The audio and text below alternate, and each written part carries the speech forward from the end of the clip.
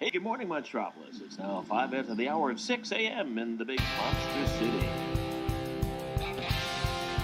Come on! Let's get pumped! I'm not drinking any fucking Merlot! What can I say? The camera loves me. Shall we begin? After you, Junior.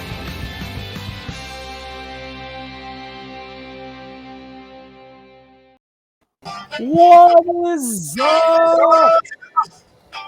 So much echoing, I want to die. Who's playing copyrighted music? Stop it.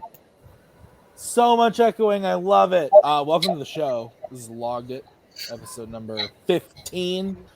We are here to talk about comic book sequels as well as other crap. Welcome to the show. Boatman, how are you? I'm doing well. As you know, I'm the comic bookiest of comic book fans. I've read all of them from Archie to the Family Circus to the Addams Family.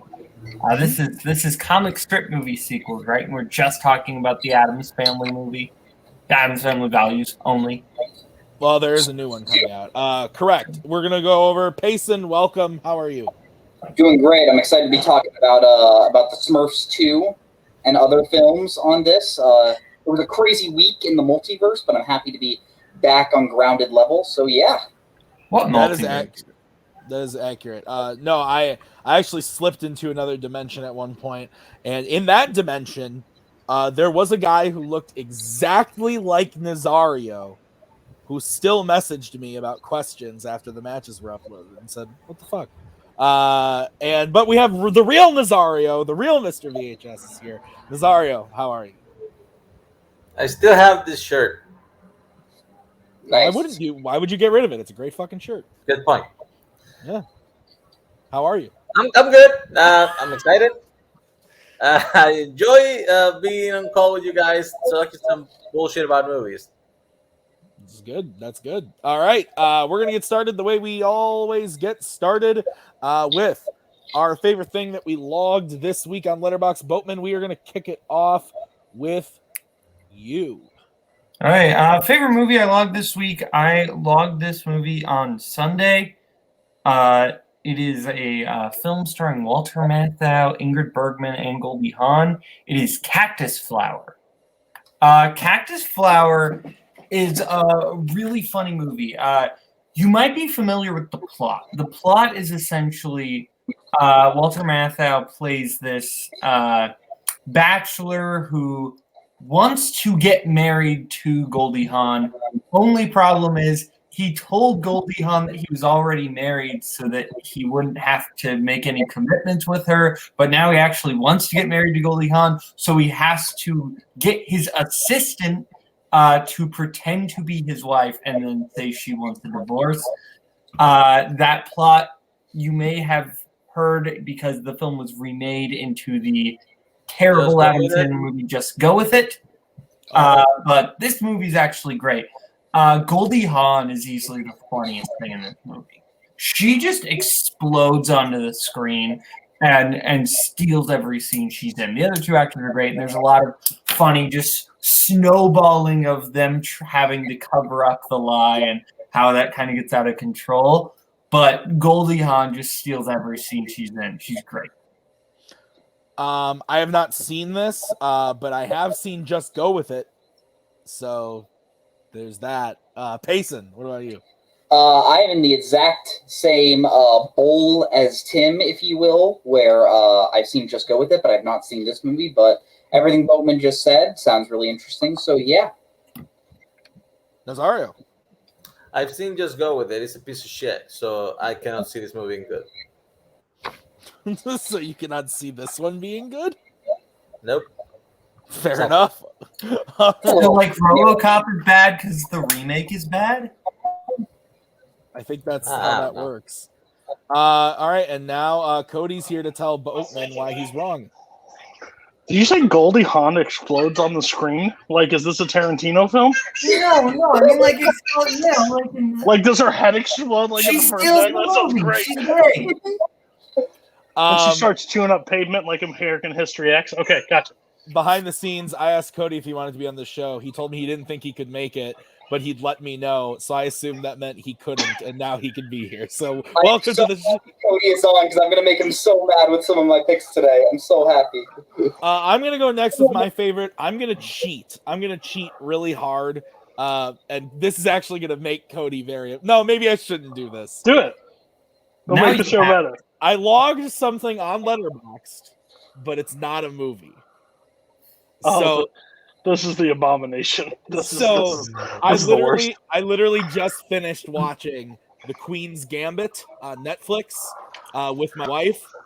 It's not a movie, it's a mini series. I'm so pissed. It is on Letterboxd. It is loggable. Kaleb Boatman has logged it, and it was delightful. I enjoyed every moment of this thing. What is happening? Thought it was fantastic. What do you mean, what is happening? Queen's Gambit, it was great. It's fantastic. It is, but like TV, dogs and cats living together. I know, it's crazy. Other than mass hysteria. Otherwise, because I haven't been on the show in a couple weeks, I do want to also say that I finally did watch the entire Before trilogy, and absolutely loved it. Loved all three of them very much. I think the first one's my favorite, but it's really close with the second one, or the third one. I'm sorry, the third one. Excuse me. What? I liked 2 quite a bit, but 1 and 3 I thought were just phenomenal. It's funny because when you watch movies with my wife, Cody can speak to this, and Boatman a little bit, but mostly Cody. If you watch a movie with Maggie, she gives off this impression like she doesn't like a movie. Like, we finished Before Midnight, and she was like, and I was like, "Well, you didn't like it?" And she was like, "Fucking naked people for half the movie." And I was like, "That's fair." And then I log on to Letterboxd the next day, and she gave it 5 stars. So, you never know what's going to happen when the Brzakalas watch movies, but I love the Before trilogy. I will say something about that, Tim, though. Yes. I used to love Before Sunrise, too. When I was a child. Watch the trilogy 10 years from now. Tell me if you still feel the same way. I can believe that. That's fair. So Boatman, the Before trilogy, or if you want to talk about the Queen's Gambit, I just had to mention that I watched it. I'll just say you opened up the can of worms that now, like, the next time Spence is on, because like one of the Star Kid live shows they're gonna log on. We talked about Bo Burnham on this show. Yeah, and I didn't like that either. That's fair. All right, go ahead, Boatman. Before trilogy. Before trilogy's great. Second one's my favorite, but I'll be honest, it's been a while since I've seen them, so that could change on rewatch. Because I think that is what is great about the three of them, is that they definitely seem like movies that like you kind of can grow with, and like they're meant for different points in your life. Yeah, Cody. Yeah, so you did the worst thing possible, and that's ever has logged something that is not technically a film on Letterboxd. I still believe the people of Letterboxd just need to come out with a TV version of Letterboxd, not by episodes, but by seasons. I think it'll be a lot easier for everybody to do. Plus, they're so picky and choosy what they put on there and what they don't put on there. So they're like, oh, Queen's Gambit could be on there, but this is not on there. The Before trilogy, I'm with you. I love the third one, and I love the first one. The second one, I like all three, to be honest. But I think the Before trilogy is going to be one that when I watch in 5 years, 10 years, 15 years, like when you're in different points of life and how long, I think especially how long you've been with somebody or how long your relationship grows with your significant other and your kids grow up, I think the Before trilogy can even have a stronger lingering effect than what it is on your first time watch. So, and again, that was a trilogy that people told me to stay away from, and it was the most incorrect they've ever been because it's fantastic. Yeah. Payson. The Before trilogy is a trilogy I've been really, really meaning to get to, and I hope to get to it soon. I actually watched a movie recently this week that I could honestly see the Before trilogy taking inspiration from. It's called Two for the Road, where they essentially do the entire trilogy in one movie. But yeah, this is definitely a movie, a trilogy of movies I really do want to watch. Rosario. Tim, Queen's Gambit is a TV show. Yes. This is a movie show. Okay. So yeah, before trilogy is great. Like I said, like number 2 is my personal favorite. It has still been, even though I watched Before Midnight, and I think it's a great movie. I think the second one and the third one are both 5 stars, and I think Before Sunrise is about 4.5. It's for the younger, whinier people. Yes, Cody. Not only did you log the Queen's Gambit as a log, you logged the creating of the Queen's Gambit at 14 minutes long in Letterboxd. Sir, you need to be hospitalized. It's on Letterboxd. I logged it. All right, Cody, we'll go to you next. What's your favorite movie you logged this week? Well, I didn't log a 393-minute movie this time. That was, Queen's Gambit. But I did log a long 2-part film that I call it. I believe they're one movie just pushed together. And that's called The Godfather and The Godfather Part 2. But I am just a huge fan of The Godfather. I've always been, but this time, I guess in the last few watches, I've just put it on and I can watch my, pick up my phone, do other stuff, because I've seen The Godfather so many times. This time I just totally dove in. I think the last 20 minutes of The Godfather is one of the best 20 minutes in any film ever. Michael Corleone is literally christening his son while he is executing people out on the street, just to basically have that entire, and to follow it up in Back to the Future. Wow, I saw Back to the Future, lost my mind. In Godfather Part 2, the last scene of that film has such emotional depth to it. I'm still the person that I wish that they put this. My kids are up. Sorry. They put the Vito stuff, the stuff with De Niro. I wish that was the Part 3. And we just never had the Part 3 that it was. I think they should have focused on his rise to the family. It would have been a way better thing. But yeah, Godfather 1 and 2, brilliant. Yeah, we've talked about the first one on this show, but not the second one. But yeah, they really do go hand in hand. I like the first one more myself. I always say that the first time I watched them, I liked the second one more, but subsequently, the first one is my favorite. I think my stance is now is Pacino's better performance is Godfather Part 2, but the better movie is Godfather. That's where I'm officially at. So. That's fair. But yeah, I mean, what can we say about these movies that hasn't been said? But they're great. They are due for a rewatch for me because, like I said a month ago, as soon as Mayhem was over, I was going to watch them, and I didn't. I watched a bunch of stuff I hadn't seen before. So I got to get back to these. But Boatman. I love the Godfather movies. The first Godfather is on my top 100, but I like both of them. I think the second one, I like the Michael stuff more than I like the Vito stuff, but I still do like the Vito stuff. But I think I agree with Cody. I almost wish they would have been 2 separate movies. But I do think that those first 2 movies are just brilliant. I love the scene in Godfather 2 where Fredo, I think that's my favorite thing about Godfather 2 is that they build Fredo more as a character. Where Fredo is complaining about how you treat me like a child, and the chair that he is in forces him to lean back. And the chair is reinforcing, no, Fredo, you are a child. I think just brilliant little touches like that. Just it's little things like that that make those movies perfect. Payson, what about you? Yeah, the first Godfather is my 7th favorite movie of all time. It's one of the greatest films, in my opinion. It's one of my favorite films. It's my favorite film to win Best Picture. I also love Part 2. In my opinion, that's how you do a sequel. In terms of little touches, one of my favorite scenes is the first one is where Michael goes to meet Sollozzo and he says, we're going to be speaking in Italian, and they don't put captions on there because it's supposed to be a secret conversation, so not even the audience gets to know what they're talking unless you fluidly speak Italian. But yeah, I think these movies are incredible. Cody, we may as well change your last name to Nietzsche because you were spinning some sweet philosophy about Part 3. That is what they should have been doing. Nazario, we'll move to you next. What?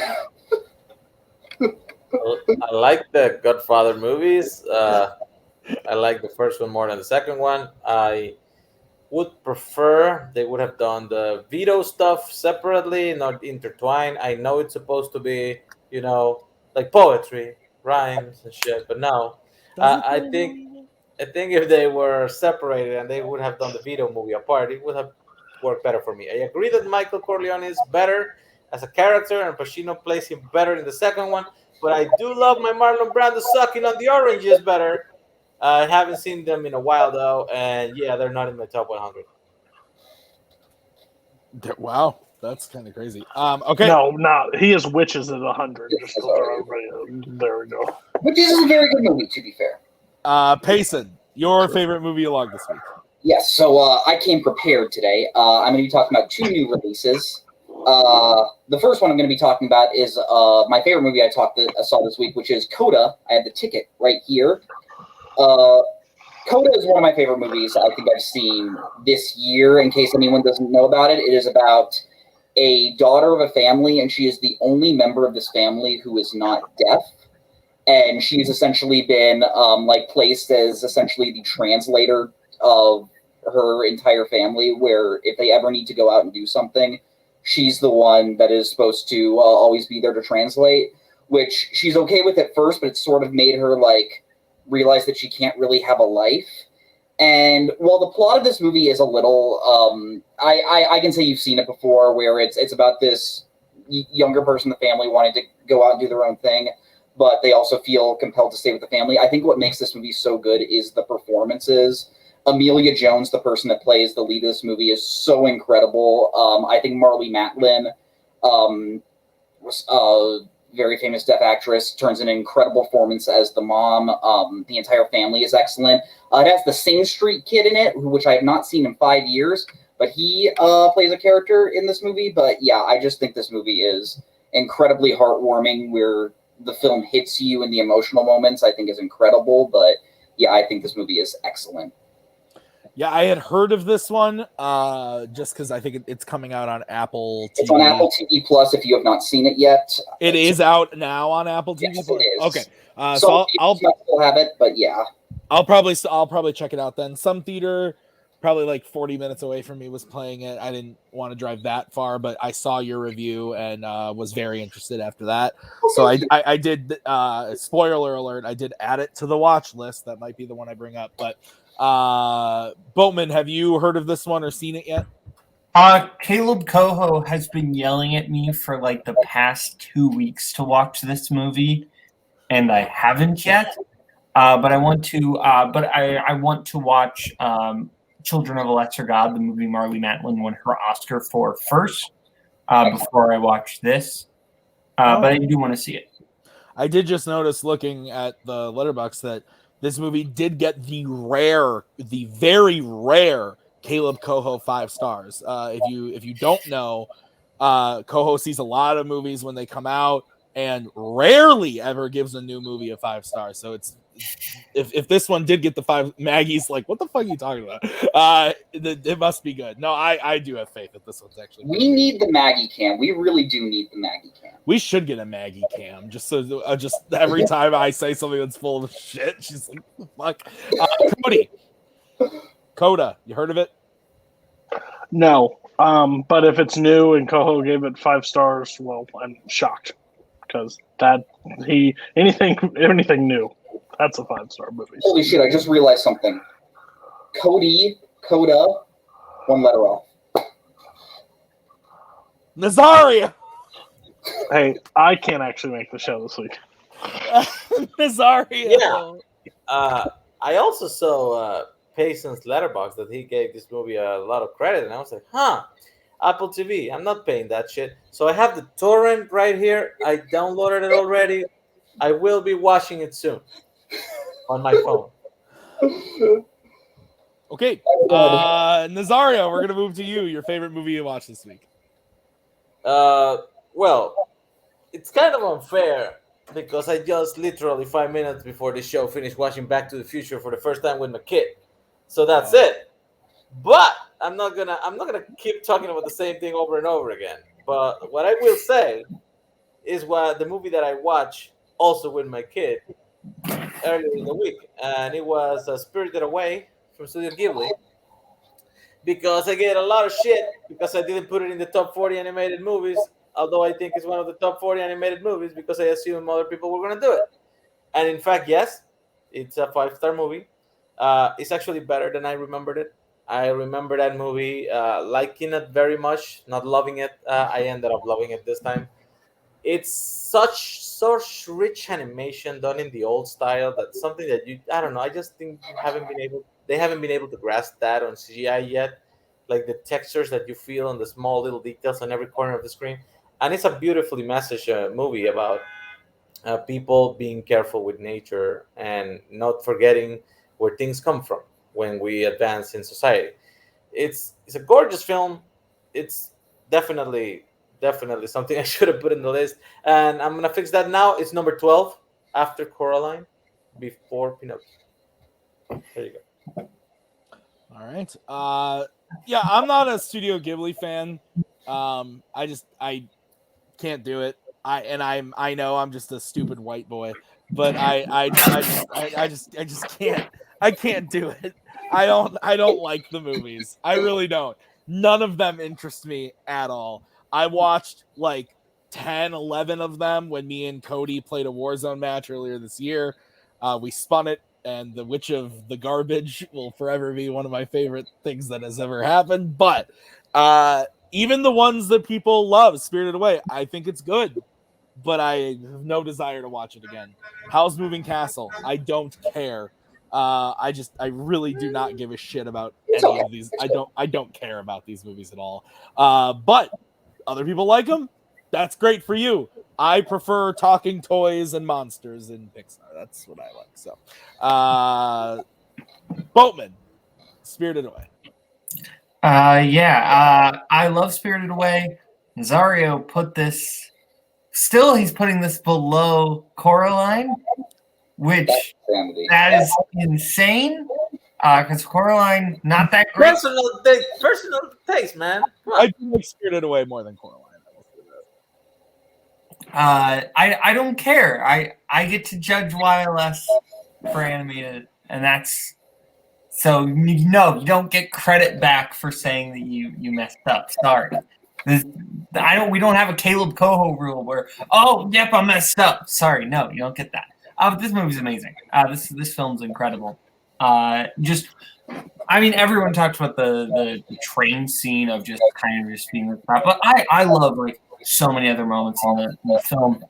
I think just the moment when Chihiro like first helps No Face, I think is a great scene. The film itself is it's very much Studio Ghibli doing like their own Alice in Wonderland, and I think it really works. I like when nobody wants to attend the disgusting creature that comes and needs a bath, and then she does, and it's a river. I love that. Payson, what do you think about Spirited Away?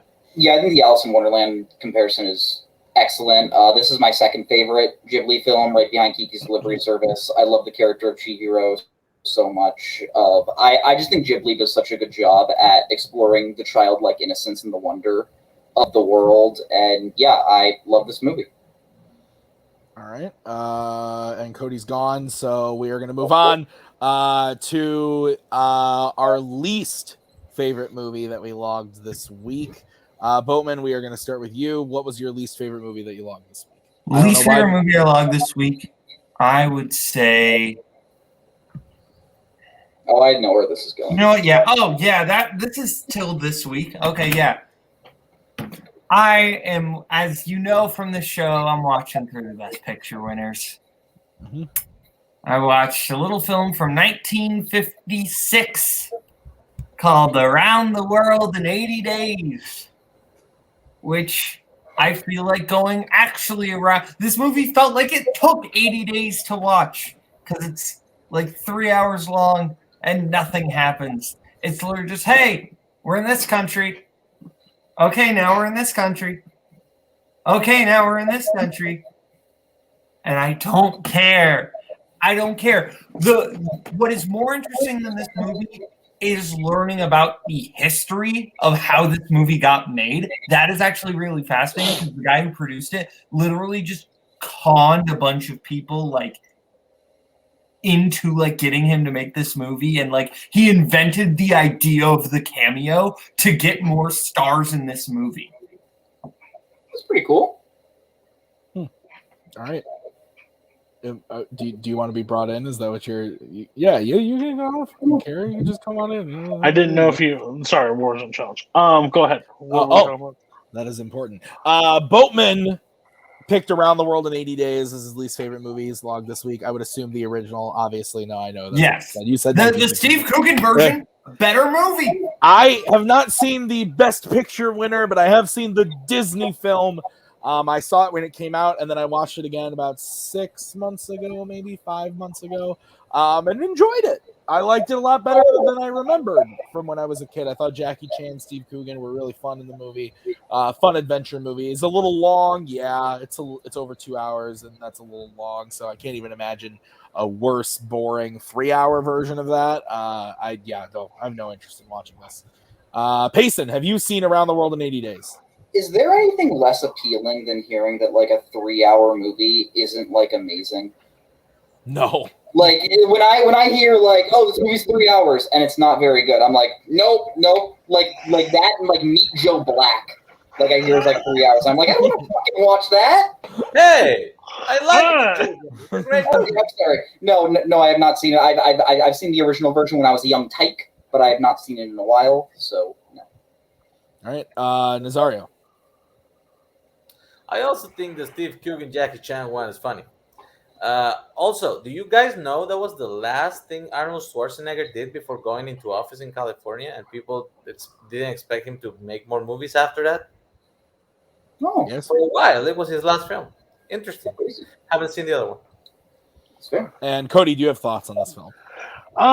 I've seen the Jackie Chan one, and that was bad too. So it's funny that they tried twice and failed twice.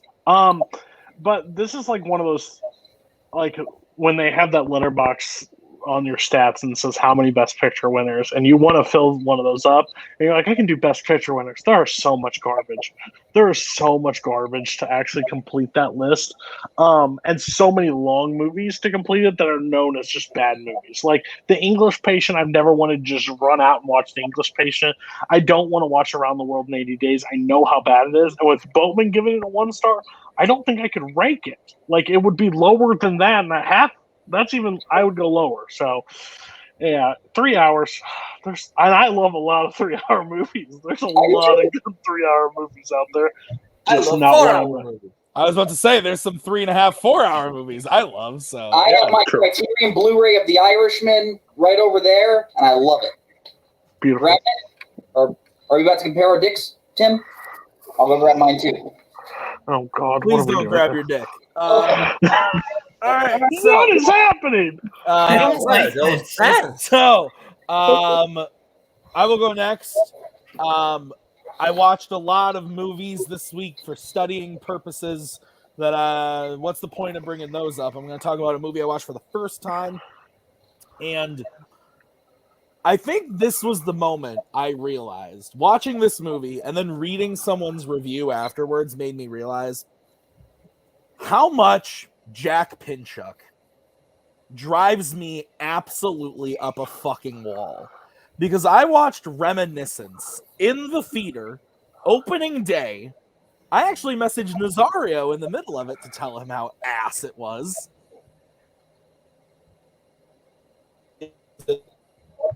Uh-oh. Apparently the internet company did not fix the issue. Oh boy. I don't want to steal his thunder from Jack Pinchuk, but yes, Jack Pinchuk is. If I could wish somebody could lose Letterboxd, it'd be Jack. That's funny. Because not only does that man work in the ranking systems, he does his own point thing under. He's back. You're back. Get that internet company on the phone.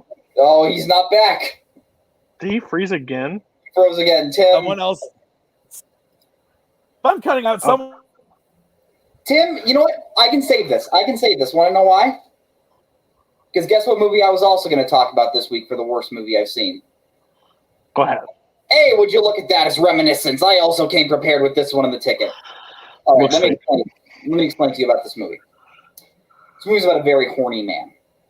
Very, very horny man that has one brief encounter with this woman. She leaves, and then he can't stop thinking about this woman as the entire movie keeps on going. And you think it's going to be like a movie about like obsession, but it's not. It's trying to show how great this woman is, even though she's not that great, and how great this guy is, even though he's not that great, that you just don't care. It's boring. Movie looks very, very nice. I'll give it that. But yeah, just not a very good movie. Wow, it's just 3 of us. The funny thing is, Jack put on there that the screenplay is bad or his least favorite part, but he gave it like such a high rating. Like, that's weird. That seems like one of the most annoying things possible when you think the screenplay of a film is really bad, but you give it high. Like, how does a movie move past that point of the film where the line of dialogue is bad, but you think it's great? I have not seen this. I was going to because I have HBO Max and I could have gone to the theater to watch this, but this was not going to be the one I choose to go spend money at the theater on, since I already spent $14.99 on HBO. But my thing is, it just looks bad. To be honest with you, I never saw anything like really interesting from it, but Jack thought it was great because Hugh Jackman's in it, and that's his favorite actor, which is like any 13-year-old person that watches the X-Men movies that says, "Oh, Hugh Jackman, I love him. He's Wolverine." But Hugh Jackman is also in Les Mis and The Greatest Showman. Great Showman's good. Great Showman's bad. That's good. Okay. It's fine. It's slightly overrated, but it's also slightly overhated. I have not seen this movie. Do you not have HBO Max, Basin? If it's in the theater, I'm seeing it in a theater. I love going out. I mean, like every movie, even the bad ones. I am a whore. Yeah, there's people out there that are insane that will go to the theater to watch a terrible film, even though it's terrible. But some get it free, so you know. I haven't seen it because I was going to watch it, and then Tim messaged me and told me this is bad. I was like, "Fuck! I'd rather watch something else," which I did, and it was also bad. I'm on my hotspot. As soon as I'm done talking about it, I'm gonna switch back to my other internet because it just came back up. I hate Spectrum. Fuck you. Yeah, no, it was awful. There goes our sponsorship. Jack Pinchuk's a hack. He gave this thing 4.5 stars. 4.5 stars. And the best part was he goes, "Now I gotta watch."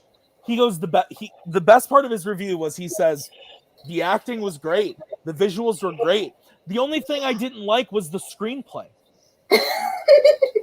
And I said, "Oh, so the thing that makes the story of the film interesting. You didn't like that part of it? Huh." But anyway, yeah, this movie sucks. I should have seen Paw Patrol, and I didn't. I wasted my I did shot. watch Paw Patrol. Don't do that. Nazario, your least favorite movie while I swap out and come in. You would think it's Paw Patrol, but it's not. There was a movie in 1999 with Freddie Prinze Jr. and Rachel Lee Cook called She's All That. 22 years later, somebody decided to make a sequel and release it on Netflix. With She's All TikTok That. It's a fucking piece of shit. Like, the premise is just as ridiculous as the original was, but it's inverted. So now it's a girl trying to like turn a guy into prom king, and the guy is just this generic goth goth like emo fucking kid that just is sad all the time because his mom died 4 fucking years ago. But you know what? He likes horses, and she likes horses too. So they both like horses, and that is great. Rachel Lee Cook appears in the movie in her own role. She's the mom of the main girl, but she's divorced. So Freddie Prinze Jr. is a motherfucker who left her with a kid. Doesn't that ruin the original movie? Oh, it wasn't very good either. Cool. The best part of it is that Matthew Lillard shows up as the principal of the school, and I was like, that's kind of great because he was funny and she's all that. It's not the same character. He has a different name. So why the hell is Matthew Lillard then showing up as the principal in the school in this movie? This movie was directed by Mark Waters, who directed Mean Girls. What the fuck happened here?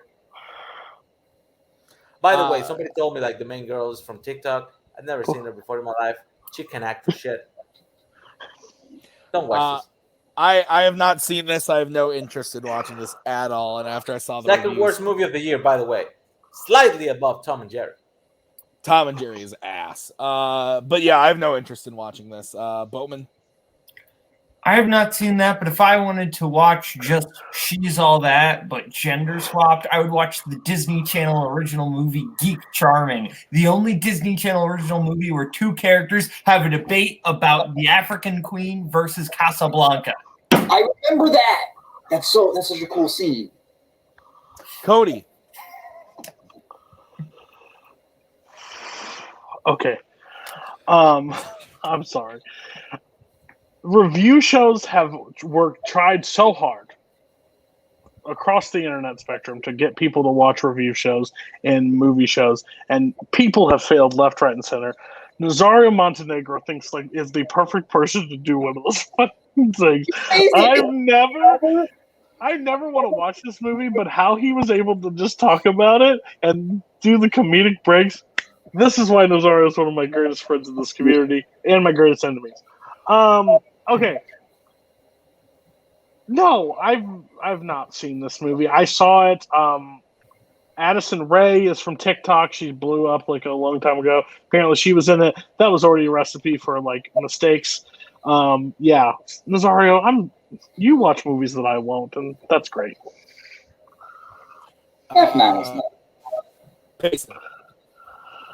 Do you ever just hear a concept for a movie and just think, did Adelaide Spence come up with that? Because that's what it sounds like when I hear this movie. Nah, I'm not that interested. All right. Cody, your least favorite movie along this week? So, I'll be honest, Kirk and Andrew Barr kind of broke me for like watching films for a while after watching Marx Brothers.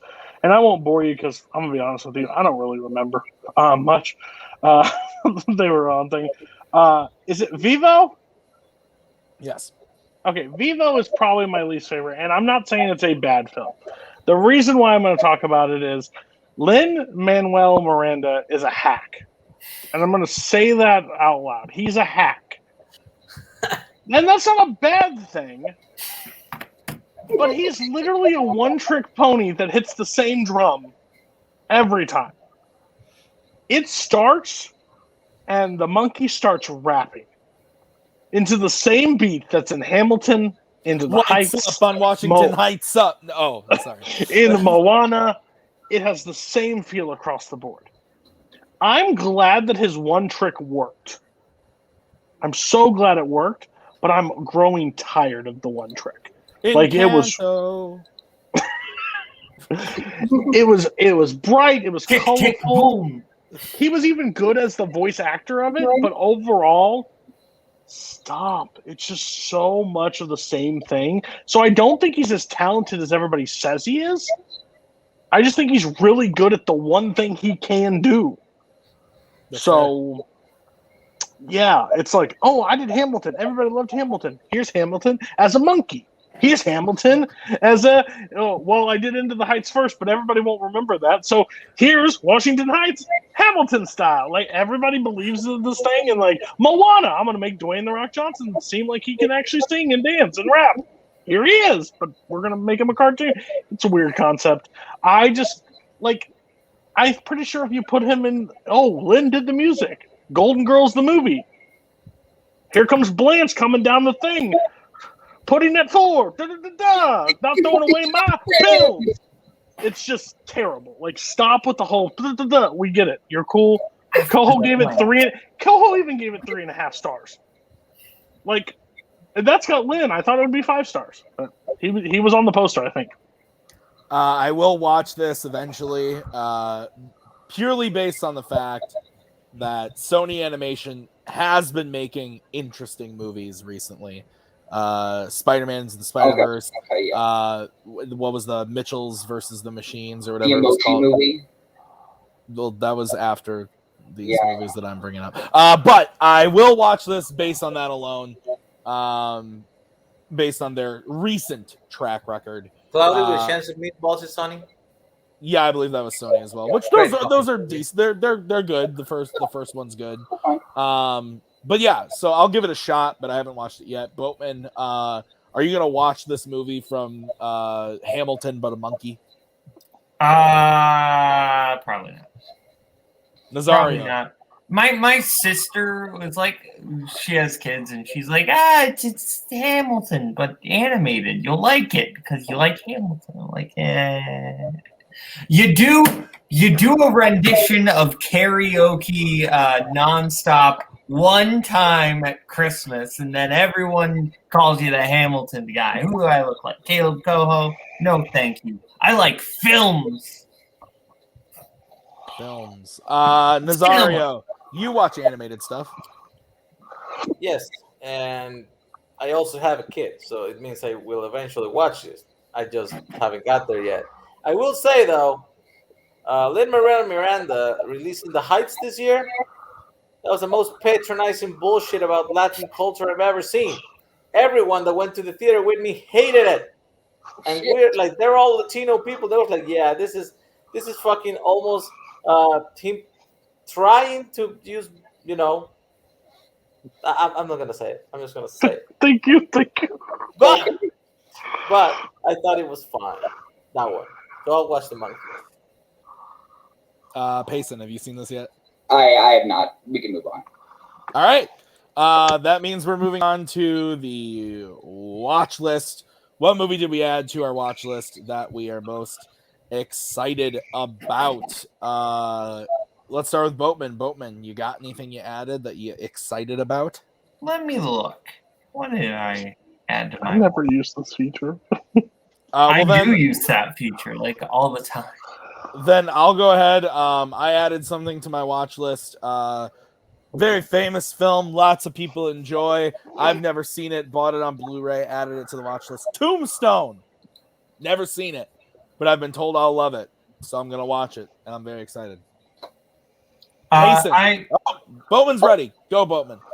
I added a movie because Cameron Holtzman said he likes it. So I was like, okay, well, it's an 80s comedy Cameron Holtzman likes. I will probably also enjoy it. I've never seen Three Amigos. It seems funny. You got Steve Martin, Chevy Chase, Martin Short. I like those people. So, should be at least a little funny. Yeah. Cody, anything you added or no? I don't use that feature, but I think I'm gonna watch Pig this week. You told me to watch it, so I'll give it a shot. I'm not a huge Nick Cage fan, but I'll definitely check it out. That is Mike Hanley's #1 movie of 2021. Same. Maybe I shouldn't watch it then. It is also I watched it twice now. It's fucking great. Nazario, what have you added? I don't use that fancy gadget on the thingy, but a movie that I already wanted to watch, I just got triple hype, was goddamn Ghostbusters Afterlife. Just give me that movie now. They went surprisingly to CinemaCon and showed the freaking movie. So all the movie is out on Reddit and shit, and it's been killing me not to spoil myself. And even as hard as I tried, I did spoil a little something that just got me even more excited for it. So just fucking release the damn thing already. Gotta wait till November. Payson, what about you? Yeah, so this week I added a movie called Topsy Turvy to my watch list. It is directed by Mike Lee. It is set in the 1800s. It's about these two theater directors that are putting on this exorbitant production. I hear it's very good. It has a really interesting cast as Jim Broadbent, Timothy Spall, Leslie Manville, Andy Serkis, and yeah, I really want to give this movie a watch. Someone Is it talked based on the about that Hunchback song? on the show. I think someone as your favorite movie of the week, right, Boatman? You brought it up. No. That was a movie I added to my watch list. Oh, okay. All right. That's Fair fair. enough. All right. We're gonna move on to the main chunk of the show now. Our comic book sequels. So now that Cody's here, we're all gonna get 2 picks to add. There's a lot to choose from. Normally, there's with comic book sequels, there's so many directions we could go. I usually pick the most blatant and obvious ones because I'm a hack. But that being said, I'm gonna save my really blatant obvious one for later. And I am going to throw some love over to X2 X-Men United because it's one of those movies that the first one, me and I think no, Boatman, you were there. Me and Koho and Scully and Spence were talking about this last night. The first one is good. It's a little dated, but overall, it's still a good movie. But the second one just ups it so much. The action's really, really well done. All the performances across the board are great. I think this is the best Ian McKellen has been as Magneto. Patrick Stewart's just a class act. Hugh Jackman's great. Honestly, the only thing I don't like about these first few movies is Anna Paquin. I don't think she's a good actress, but she's not. Isn't she an Oscar winner? Yeah, I think so. Piano. Yeah, but I don't think she's that great. But anyway, X2's great. Like I said, I think the action, the performances, just the way that they. It's the best setup for the Dark Phoenix story we've gotten so far. Still can't pull it off, but the setup is great. I think they just do a lot with all of the characters here. The best that I think X-Men has done it with those original set of characters. Except for like Magneto and Fassbender did it later, I would say. But I think as far as like straight sequels go, which you guys don't have to stick to, we can obviously do like 3s and 4s and stuff. But I just wanted to give some love to X2 because I think it's kind of commonly like put up there with like some of the best sequels, but I feel like it doesn't get talked about a lot still anymore because people like Days of Future Past and First Class and stuff like that. And I prefer First Class to X2. I just think X2 deserves a little love. So, Boatman, X2, X-Men United. Yeah, I really love the X-Men films. Even the bad ones, like I get something out of. Just because I love those characters. I did not read comics as a kid, with the exception of X-Men. X-Men were like the one comic series like I actually cared about. And I can find at least something to enjoy about all the X-Men movies. This one is one of my favorites. I love Nightcrawler as a character. Alan Cumming is just fantastic in this movie. Yeah, I think of the Bryan Singer era X-Men, or like those early like Ian McKellen, Patrick Stewart X-Men movies. This is the best one. Not a difficult competition, but still. Cody, you like mutants? Yeah, Spider-Man, X-Men, those are the top 2 for me. Again, Batman's Batman, but I am the biggest X-Men apologist probably out there. There is one considered bad, and I probably watched it more times than I can count. But X2 is the closest that we have yet to get to an actual X-Men movie that's an actual team-up movie. And which I can't wait for Feige to actually have control of them because he can give me an actual X-Men movie, which I'm excited about. But yeah, all the characters. I think William Stryker, Brian Cox, I think he's absolutely one, the best version of Stryker we've gotten, but 2, an honest, like, evil villain throughout this movie. The only bad thing about all the X-Men movies that still sucks to this day is Scott Summers is not that Scott Summers that they like to portray on screen every time. He's not a douchebag. He's actually the leader of the X-Men. But there's so many cool things with like Pyro. I love when they sit him down in the when they're sitting in the living room of Iceman's house and the parents are like flipping out and Pyro's there and the cops are out there and he starts shooting his fire. Magneto's my favorite like comic book character of all time just because of he's got a backstory and like his reasoning makes sense. But when he pulls the iron out of the guy's body and just next time a cute girl, it's just there's so many good lines. Ian McKellen, it's fantastic. Great choice. It wouldn't be my first choice, so good job. Payson. X2 wouldn't be my first choice, but I do really, really enjoy this movie. It's the only one that had Alan Cumming as Nightcrawler, and Nightcrawler might be my favorite mutant. It's really awesome to see him. Probably the best interpretation of Wolverine until Logan, in my opinion. I just think this one flows better than the original X-Men movie. I think the original X-Men movie kind of hits those hills and valleys a little. This one is just a full free-flowing movie. I really enjoy it.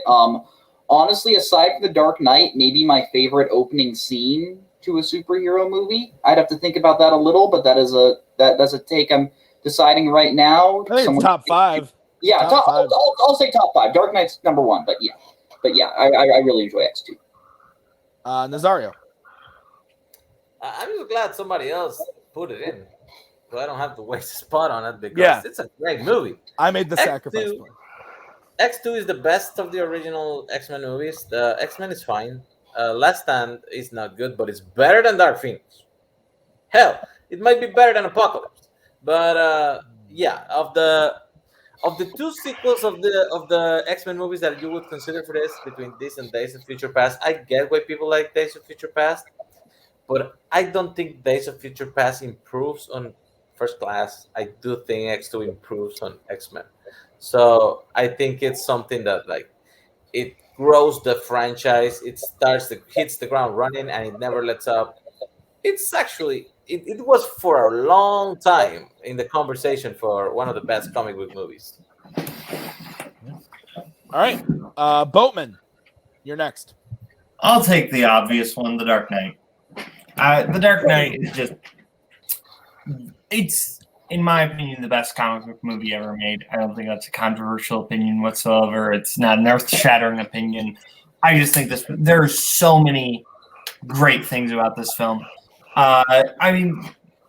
Payson alluded to it. That opening scene, I think, just take away comic book scenes, movie opening scenes, just one of the greatest of all time of the criminals simultaneously killing each other off. Great. I love obviously everything with Heath Ledger's Joker, the interrogation scene, starting off with never start with the head. The victim gets all fuzzy, you can't feel the next blow. Because even when he's that shows who has the real power in that scene, even though Batman is beating up the Joker, the fact that the Joker just stays so calm and is just instructing Batman, I think that's one of the great moments in the movie. Aaron Eckhart is so good as Two-Face. Specifically, he's great as Harvey Dent. Him as Two-Face, good. Him as Harvey Dent, I think he plays that perfectly, where you definitely don't 100% trust him, but you still sense that he is a good guy. And I think Eckhart plays that role to a T. It's considered one of the greatest comic book movies of all time for a reason. It's fantastic. Yeah, I mean, we've talked about it, I think, on this show before. If we haven't, I'm surprised already because it's one of the community's favorites. I love this movie. I think it's pretty close to being perfect. I still give it the 5 stars, although it's gone down for me in the years. As I've gotten older, I've grown to like Batman Begins more and The Dark Knight less. That being said, I still love The Dark Knight. I and again, we were talking about long movies earlier. I watch The Return of the King like 8 times a year, and I don't feel bored. There are parts of the Dark Knight where I'm waiting to get to something else I like more. There are parts of it that drag a little bit for me, but overall, everything that Boatman said is correct. My favorite scene in the movie is by far that interrogation sequence, because there are just so many little things in it. I love, and it's such a dumb moment. It's dumb that I love this moment so much, but in the interrogation sequence, when he grabs the Joker and throws him into the glass, and the glass shatters just a bit, and when you do like research into like those interrogation rooms in stations like that, how thick that glass is, and the fact that Batman picked up a man and threw him so hard into the glass that it shatters, is just kind of has always been so fucking nuts to me. I think that this is the best Batman. It's just not my best or my favorite Batman story and overall movie. I like Batman Begins a little more, but yeah, it's great. Cody. Yeah, on this panel, you won't be outvoted. You'll be united. You're united. Me, Nazario, and you all three prefer Batman Begins over The Dark Knight. But my take on this is, this movie has always struggled for me to be my favorite, is because it has the same effect for some people as Inglourious Bastards. Is they want more of the bastards. The same thing with Dark Knight is, I want more Joker. I want Joker in almost every scene possible, because he is hands down better than everyone standing in this movie. Like, no one can even hold a candle to him. I honestly think Aaron Eckhart as Two-Face is bad. Like, I do not like his performance as Two-Face. I have never liked his performance as Two-Face. But what always masks that is the Joker is there with him when he finally does the real turn, and then the scene with Batman. That scene helps a little bit, but no, it's made. It's so well shot and made. The score is great. Like, you can't knock this movie. But when I'm personally wanting to watch a film, and I'm gonna do a rewatch of the trilogy because I haven't watched the trilogy in a long time. This is always a great one. This movie has so much lingering effects on after how bad, like how messed up the third one is, in my opinion. Like, his passing messed up his plans in their eyes. So it's one of the best comic book movies of all time. It's a great Joker film. It's not a great Batman film. I'll say that. That's my favorite Community line. There's a better Joker movie too. So that's fair too. There are two kinds of Joker. There is a better Joker. Just saying. Payson. No. Yeah, I still think one of the greatest accomplishments I've ever conceived in life is when I tricked my grandparents to taking me when I was 10 and my brother when he was 7 to go see this movie. When I just said, "Oh yeah, it's a Batman movie. It's like those Adam West stuff," and they believed me, and I got away with it, and it was awesome. Yeah, I love this movie. Me describing this movie turns me into a 13-year-old kid again. I just think everything about it is just so flippin' cool. How everything is filmed. I think Cody said it best. Everything with Heath Ledger is just absolute perfection. Honestly, I enjoy Aaron Eckhart as Harvey Dent. I think he's a very good Harvey Dent. That's what I should say. Harvey Dent's great. I don't quite believe him as Two-Face. I don't think he can pull off that intensity as well as some of the other actors in the movie. I think, to me, this is very much the Heath Ledger, Gary Oldman show. But I think it's a very good show that both those actors put on. Yeah, I love The Dark Knight. It probably is my favorite Batman movie. I need to watch Batman Begins again because I know how much this community loves it. But yeah, The Dark Knight is such a great pick for one of the best comic book sequels of all time. And Nazario hates Batman, so let's move on. No, I'm just kidding. Nazario, The Dark Knight. What'd you think? I think this is objectively the best comic book sequel movie ever made. Yeah. It's to me, it's no contest.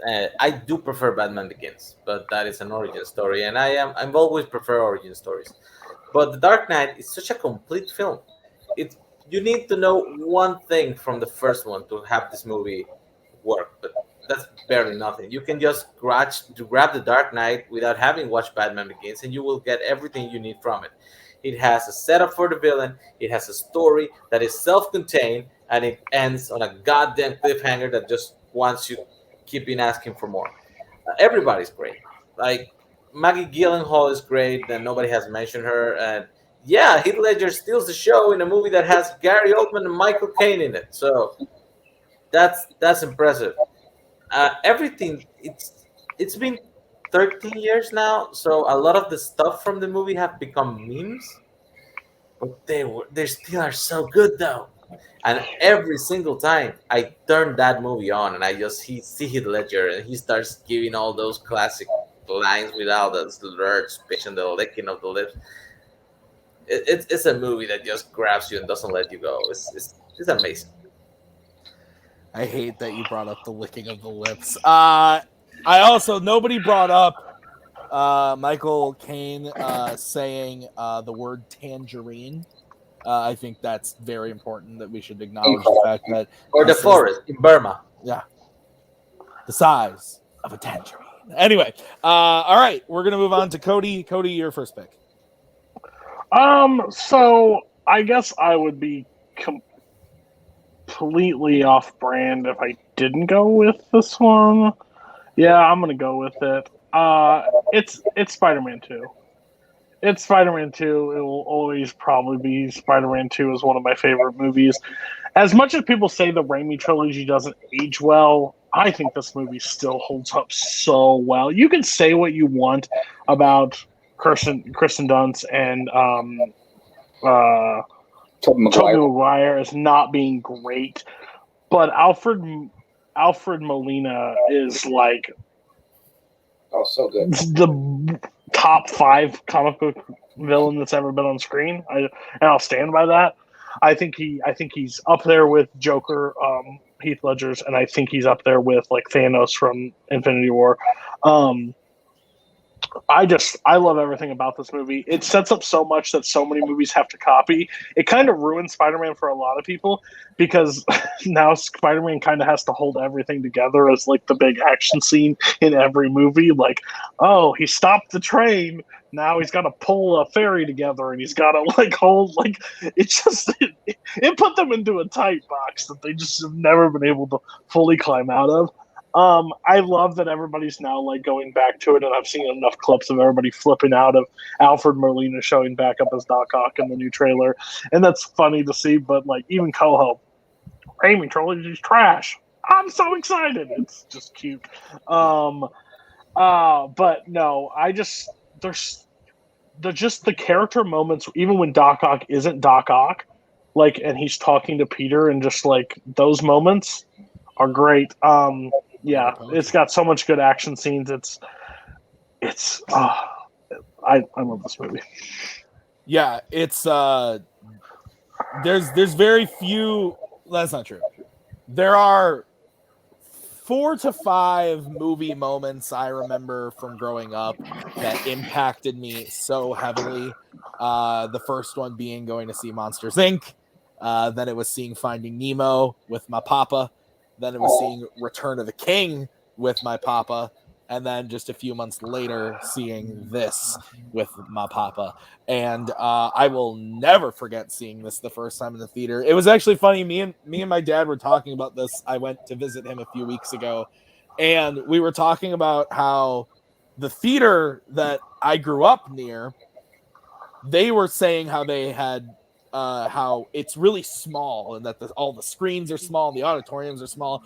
And I remember seeing Spider-Man 2 in that theater and it being like the biggest, most incredible thing ever. And it's just funny how I watched this movie and I, like Payson said before, I literally turned back into a 10-year-old. It's incredible. I am still horrified every time we get that hospital scene and Raimi pulls out his Evil Dead bag of tricks. The nurse scratching her nails on the ground as she gets pulled is making me shiver right now. The movie is just so fucking good. The only thing about it, honestly, that isn't that great is James Franco, but I still love it. But it's so bad when he goes, I am ruined. Spider-Man's taken everything from me. He embarrassed me by touching me. And like, it's so bad. But it's the cheese that I love. I love the original, the first one as well. Yeah. But I love both of them. I'm not like Michael and Jake where I like the first one more, but And you're a big fan of the third one, right? the third one's an abomination. But I think pretty sure it's Sandman and Venom. I think I think that it's this is I fucking love this movie. It's so good. Boatman. Yeah. Spider-Man 2, like, I think the things that are not great about the other two movies in the Raimi trilogy are great in Spider-Man 2. Tobey Maguire and Kirsten Dunst are giving their best performances in that trilogy. And James Franco, even though he's not great, he is better in 2 than he is in either 1 or 3. I think one of my favorite scenes in a comic book movie is the raindrops keep falling on my head sequence. Of course it is. I mean, of course it is, but it's a great scene. Oh, it is. It's fantastic. It's fantastic. When he takes the bite of that hot dog. Yeah. Super funny. Like, that's the thing, is this movie balances so many different tones. It goes from comedic to giant blockbuster action with the train scene to like legitimately dramatic. Like, I think just everything involving Peter giving up his powers is legitimately fantastic, and I love it. Not enough superhero movies tackle that, and I love it when they do. I also think that Aunt May's speech to Peter is just one of the best like speeches in a comic book movie about like why the world needs Spider-Man right now, because she knows, but she never actually says it. There's just so many brilliant scenes in that movie. Melina's obviously great. I wish 3 would have lived up to the potential of 2. We also can't forget that this song not only gave us Vindicated by Dashboard Confessional, it also gave us Yellow Cards, Gifts and Curses, which is also a fantastic song off the soundtrack. Before I throw it to Nazar and Payson, there was one other thing I wanted to say that I forgot. And I was watching a video about the new trailer for No Way Home the other day, and this got me thinking about the best part about Spider-Man is when Spider-Man has Spider-Man problems. That's the way this guy that I watched was talking about it. The best Spider-Man is when he's juggling everything. He wants to be the hero. He wants to please his friends. He wants to please Aunt May. He wants to do good in school. He wants to be a pizza man. He wants to be a photographer. And he can't get it all together at once because he has this higher responsibility. And I think Spider-Man 2 is the best version of that we have ever gotten and honestly could get, I think. He definitely fails as a pizza guy. That is accurate. Yeah. So, Payson, your thoughts? Yeah. Tim, you hit the nail on the head on what I was going to say. I think in terms of solo superhero movies, this is still one of the best movies in terms of seeing how much it must be a struggle to balance a superhero life with your everyday life. I love everything about this movie when it comes to that, where Peter wants to be a good friend to Mary Jane. He wants to be a good nephew to Aunt May. He wants to be a good worker to both the Daily Bugle and the pizza and Mario's Pizza. I forget what the pizza place is called. Joe's Pizza, yes. But he also needs to save the world. The world needs Spider-Man. It needs to be there to save him. No, I think Spider-Man 2 is incredible. An underrated funny moment that people don't talk about this movie is the elevator scene when his powers aren't working and he has to go down in the elevator. I've always thought that scene is really funny where the guy's just trying to... rides a bit up the crotch. Yeah. Thinking about a clone line called Blip.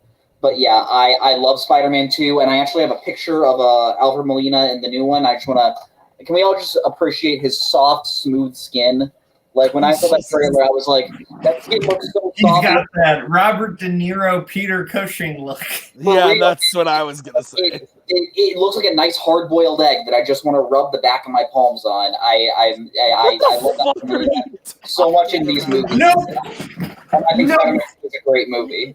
What the fuck are you talking about? Hard-boiled eggs. Nazario. You're gonna be the first person banned from this community for not cheating. I'm just gonna. Nazario, Spider-Man 2. You know, before when I said X2 was in the conversation for best movie based on a comic book, this is the other one. Like, before we got to 2008 and just things went like, in the upward direction, that little piece of time between 2003 and 2007, it was all about Spider-Man 2 and X2. This movie is great. And even the things that they added to the lore to try to explain things that movies usually do, and they always kind of ruined it. Like having the arms have their own smart AI intelligent ship, and he having like the blocker so they wouldn't influence him, to explain why he goes a little mad, other than the death of his wife. I like that touch. It's a brilliant little touch that adds so much intrigue to the movie. And if you watch the trailer for the new one, you pause it at the right time. It's the same fucking arm, same fucking tentacle. It's the exact same tentacle. Same if you pause it tentacle. at the right time, you can see two red eyes. And that means Lizard the confirmed. lizard. Confirmed. Oh, speaking of that, the only person that got screwed on the Sam Raimi trilogy for real was Dylan Baker. The poor man set up that Dr. Kirk Connors for a long ass time and never got to pay it off. Kind of sucks. Isn't He would have been great. the guy in the one scene of Happiness? Yeah, He was. I mean, he's in more than one scene of happiness, but Okay. yes. Yeah. All right, Payson, your first pick. Oh, my first pick. Ooh. Oh man, my pick was going to be based off what Nazario picked. Okay, you know what? I'm going to talk about one of my favorite MCU movies, and I'm going to talk about Thor Ragnarok. Okay. I love Thor Ragnarok. This movie is not that one. That one's okay. Thor Ragnarok is awesome. This one is so colorful, so insane, so batshit. I have never done drugs. When I see this movie, it feels like it was made by someone who has done drugs. I think this was the movie where I think they finally understood what Thor is. Thor should be out of this world. Thor should be insane. We are going to different planets. We're going to Sakaar. We're going back to Asgard. We're going to all these other realms. I think Cate Blanchett is not my favorite MCU villain as Hela, but I think she's up there. I think she looks really cool. I love the character of Valkyrie, like that introduction to her where she's just so drunk that she just completely passes out in her ship. I think the brother relationship between Thor and Loki, I think, was finally completely realized and has a really nice concluding arc in this. I just really love Thor Ragnarok. It has Jeff Goldblum in it, which is always a nice thing in most circumstances, cats and dogs notwithstanding. Really, really great movie. This movie is 4 years old now, and that blows my mind. We were talking about how The Dark Knight is 13 years old. That movie feels 13 years old to me. The fact that we're already 4 years removed from Ragnarok is a little spooky to me. Ragnarok's fucking great. Me and Maggie saw it twice in one night, the night it came out. And we I don't even think we were planning on it. We just loved it so much. We literally went up and bought 2 more tickets and went back in. It's so good. It's climbed its way to become in my top MCU movies. I'd say it's probably number 6 or 7.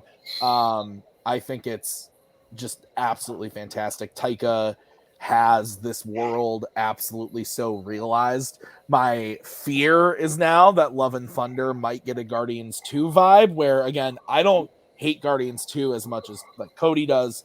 I still like the movie, but it is definitely a step down for me. I hope that he doesn't get to just like completely like go but I trust Taika. There's not a movie he's made that I haven't enjoyed as far as directing goes, I'll say. So I'm looking forward to the new one, and I loved Ragnarok. I thought it was just absolutely fantastic. A highlight moment for me that I usually make me and Nagy always laugh at is the ad-libbed sequence where he was like, one time when I was a kid, he turned into a snake because he knows I like snakes. So then I went to pick up the snake, and all of a sudden he turned back into him and said, it's me. And I was that whole scene is so funny. Boatman, Thor Ragnarok. I love Thor Ragnarok. Thor Ragnarok and the first Guardians go back and forth for what my favorite MCU movie is. They're my top two. They're both fantastic.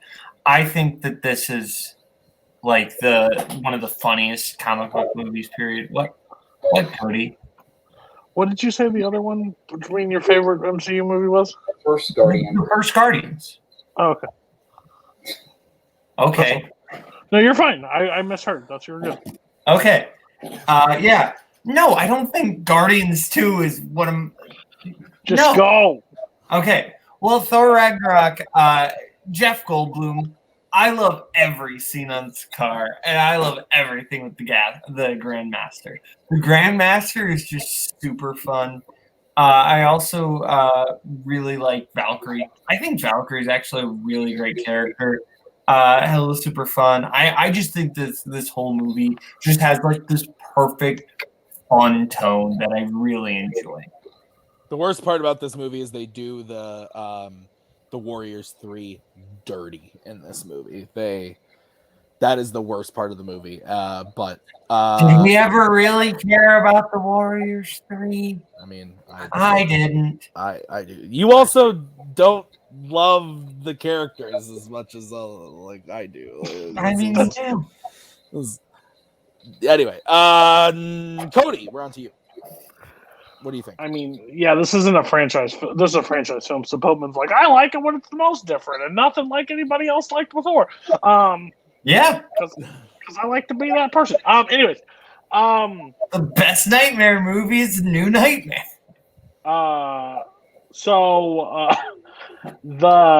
This is my 7th favorite MCU. It's behind some great films, but I still like it a whole lot.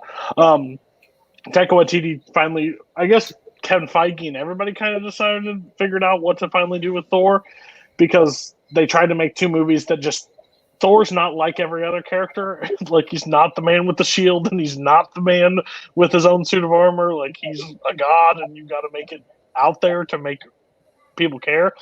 And stop like doing, he's on Earth, and that's funny because he's not from Earth, and like make it more. And that's when you sold me on this movie. Yeah, I think Valkyrie, like, I would love to see like the full backstory of that.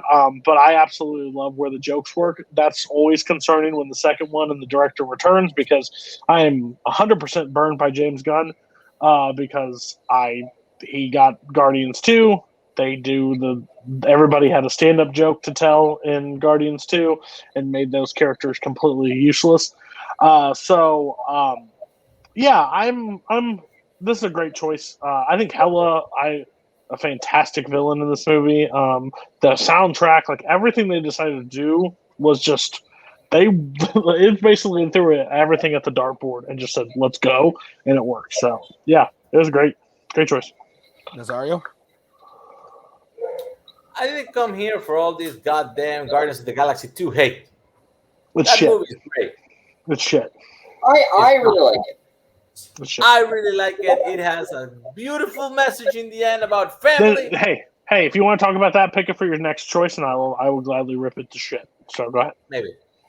Yeah, I'm not the biggest fan of Thor Ragnarok. I get it. Like, everybody enjoys this, and everybody will flip their shit. How about it being goofy, colorful, and fun? Which it is. I'm not saying it isn't. It's just Thor, I think, is the one that got the kind of the screw in the whole MCU thing about character continuity. Because if you watch those 3 movies by themselves, they're 3 different characters. Like, Thor is never consistent at all. And like Tim said, they did the Warriors 3 dirty in the movie. I feel like Taika just wanted to do what he wanted to do, and he had to deal with some of the lingering things from the other movies that nobody really liked. So he just said, like, yeah, fuck him. You see that gauntlet thing that appeared in one? Fake! And everybody laughs because it's supposed to be meta and funny. I think he went a little too far with it. I enjoy it. I think it's a good comedy. It's just like it sticks out like a sore thumb for me. Even when you go to the Infinity War with the follow up, it's just like it's a little too much. Is it good? Yes. I don't think it belongs in this list though. All right, Nazario, you get to pick your first pick. Okay. I'm gonna do that later. For now, I think I'm gonna give some love to Guillermo del Toro. Blade 2 is a super underrated sequel movie. I think Norrington did a good job with Blade. Good enough. Am I? Is that him or is that me? No, that's okay. Did I freeze? Did he do Blade 2 over the other? Yes. Did I freeze? You're back. You're back. You're good now. Okay. I think Blade 1 was a pretty good setup for the character in the 90s, where most comic book movies go to die. They did something that worked with Blade and Wesley Snipes, but I think it wasn't until Guillermo took the reins that he actually did something great with the character. This movie, it works as a comic book sequel. It works as a horror movie because it is more intense. The Reaper characters that got introduced into the series are like the vampires that eat vampires. They are scary. Like the whole scene in the sewers when they find the nest, the whole thing is impressive. Yeah. And you would think that somebody like Guillermo del Toro, who just wasn't like, he was a fan of Blade, but it wasn't like his first choice. It's still, he made the character work with the quippy one-liners and the whole goth vampire vibe and Daywalker thing. It all just kind of flows very great. I love that they brought Whistler back, which is kind of like my big gripe with the first one. Like Whistler is an important character in the Blade lore, and they just fucking like done. Yep. So he found a way, and I thought it was a believable way to make it work. I love the thing about how the King of the Vampires was experimenting in his own kin, and Luke Gosma, man, that guy should have had a better career because he kills it in this movie as the main Reaper, and he comes back as Nuada in another sequel also directed by Guillermo del Toro, and he kills it there too. I don't know why he didn't get better movies after that. Norman Reedus pre-Walking Dead comes out like a jackass and gets killed like a jackass. I fucking love it. And the final scene where he basically has to let the girl do the sacrifice. It's kind of beautiful. It's a very romantic arc for such a dark story, and it kicks ass. The soundtrack's great. The action is great. It's a great fucking movie. Yeah, out of the Guillermo del Toro comic book sequels, I prefer Hellboy 2. That being said, I'm not the biggest Blade fan to begin with. I've never loved the movies. That being said, I've enjoyed them more the last few times I've watched them because I was told by my manager and my partner, hey, Tim, you need to watch Blade more. And I said, okay. So I've seen it like 3 times in the last year. But I like this movie. I think I like it better than the first one. I think the first one has moments I like more, like the rave, Cody's favorite moment ever. The some motherfuckers always got ice skate. And the rave is great. But yeah, Del Toro just has something when it comes to like grotesque horror imagery that when he's channeling it into Blade is really cool. I think this was his 3rd movie, Nazario, after Mimic and Kronos, I think. Yeah. And it's funny because Kronos is great. Devil's Backbone. Devil's Backbone. No, Devil's Backbone's later. I think that's 01. I don't know. Oh, but shit, anyway, it's just funny because when Mimic came out, Mimic is awful. I'm sorry, but that movie fucking sucks. Mimic is not that bad. I hate that movie. So the fact that he was then able to rebound with this and Devil's Backbone is perfect. And then this, I think he just 100 Devil's Backbone. Devil's Backbone is fucking awesome. But this is a really fun movie that I don't think it's I don't think it belongs on this list, but I enjoy watching this movie. I think it's a lot of fun. And it's like an hour and 45 minutes, 50 minutes. It's not a huge commitment. It's a good time. Boatman, have you seen Blade 2? I don't know if you've seen this or not. I have seen Blade 2. It's my favorite of the 3 Blade movies. I don't really love any of the Blade movies, but I think this is the best one. I think this one, I like the blood pack. I think having the blood pack in there and kind of forcing them to work with Blade, I think is a really fun dynamic that works. I think this movie falls apart a little bit in the third act, but overall I like Blade 2 more than the first one, and obviously more than Trinity. Sorry, I'm getting mad at something. Like Diaz is in here. Sorry, Diaz, I'm gonna call you out. You out here saying that Idris Elba was wasted in Thor, but was better in the He's been in one DC movie. Diaz, he's been in Suicide Squad, and that's it. When he was cast in Thor, he wasn't that famous. That's what he meant with the other comment. He's expecting somebody to put the Suicide Squad here. Nah. Yes, he is good. He is good in the Thor movies. I'm sorry. Cody, I think he's good in the Idris Elba. No, Payson just said, "Who knows?" When the Suicide Squad was wrong, I was about to fall on a knife. Cody, okay. Go ahead. I just love Boatman said this is my favorite trilogy. Like, that was a hard benchmark to clear. A Blade. I am probably a pretty big Blade apologist. I was a chicken shit growing up. I still am a chicken shit. And Blade was like, the first time I saw Blade, I was like, I saw a scary movie, and they're like, not really count. I'm like, it does count. There's vampires and this shit. It's crazy. So it made me kind of a badass in my own mind. When you said Del Toro, I said, oh, perfect. Hellboy 2, here we go. That's the correct Blade 2. I like Blade 2 a lot. I like Blade. I like both. I think we all agreed Blade Trinity is the worst thing ever. It's not good. But I think the new characters really add to the Blade 2 to make it the best one, like the blood pack and everything. I think that's the interesting take.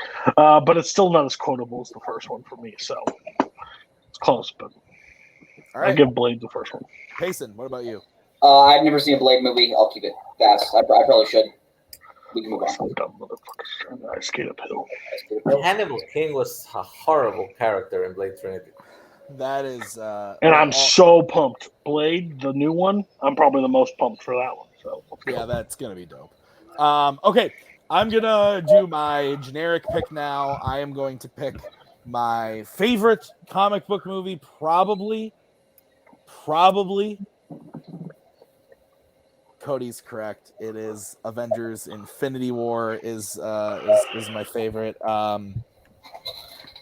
This movie, for the longest time, my favorite of the MCU movies was Guardians of the Galaxy.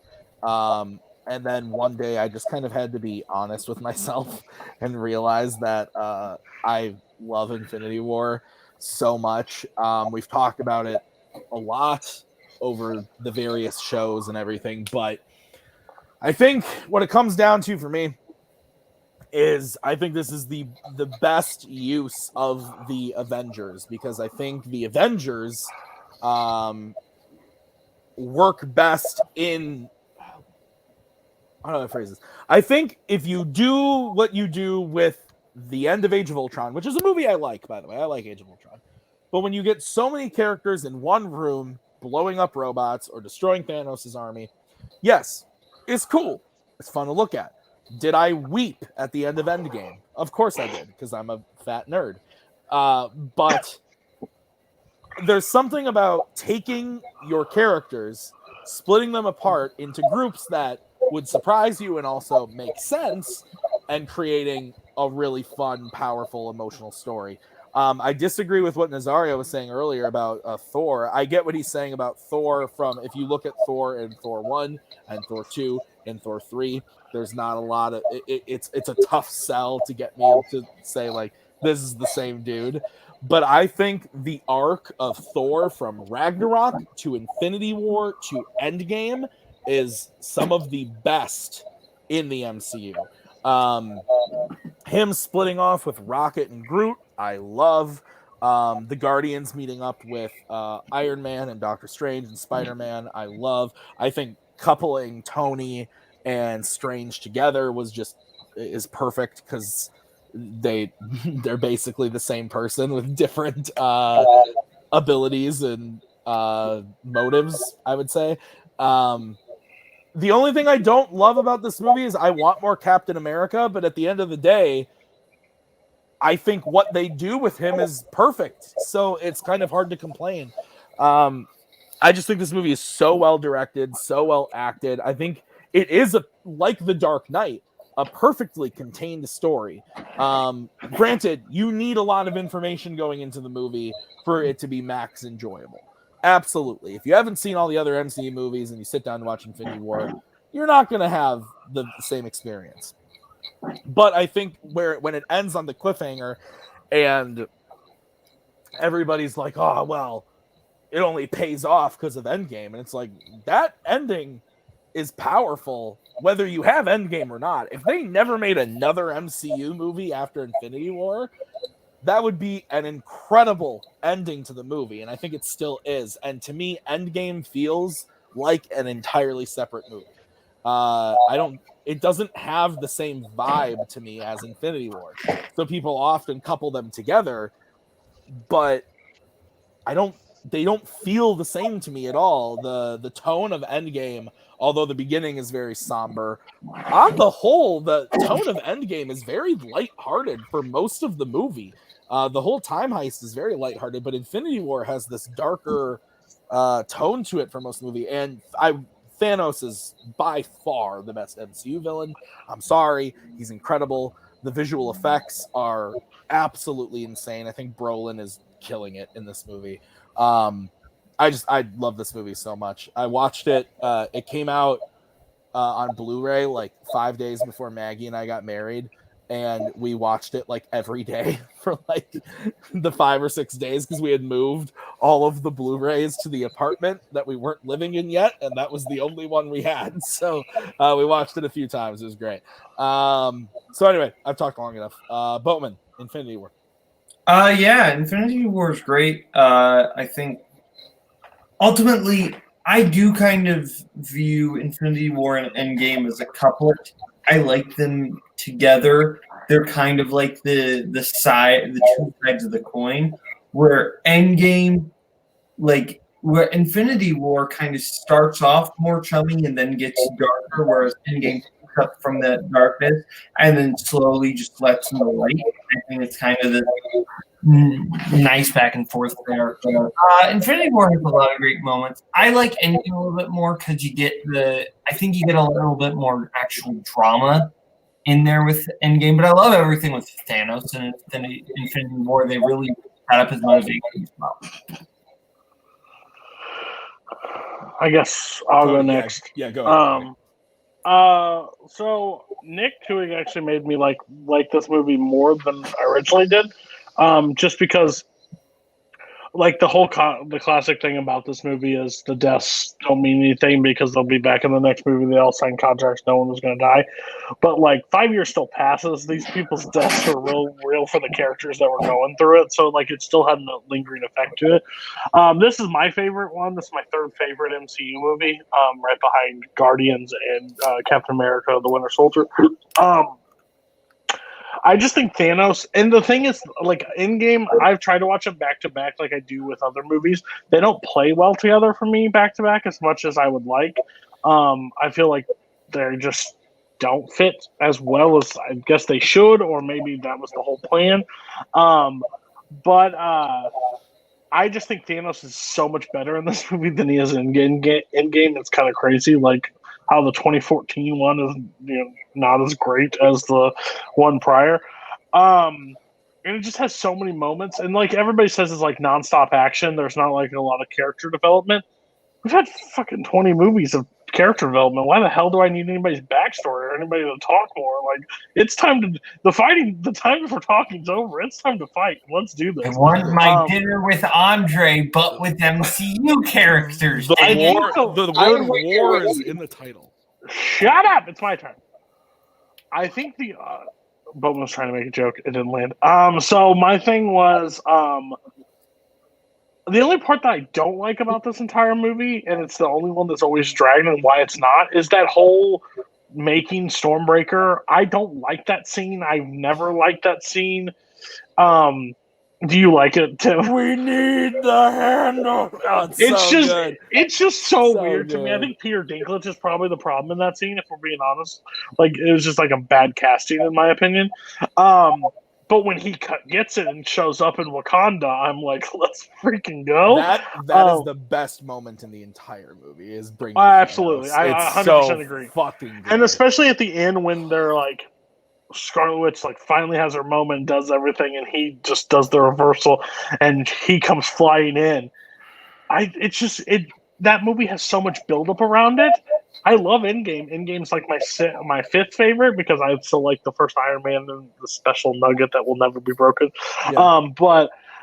Yeah, it's a great choice. It would have been my second choice, and Tim stole both of my two choices, and I knew this was coming from him because I know him. But yeah, Infinity War is honestly a perfect movie in my opinion. I love everything. Oh, somewhat perfect. Peter Dinklage, please get on my movie, and that will be good.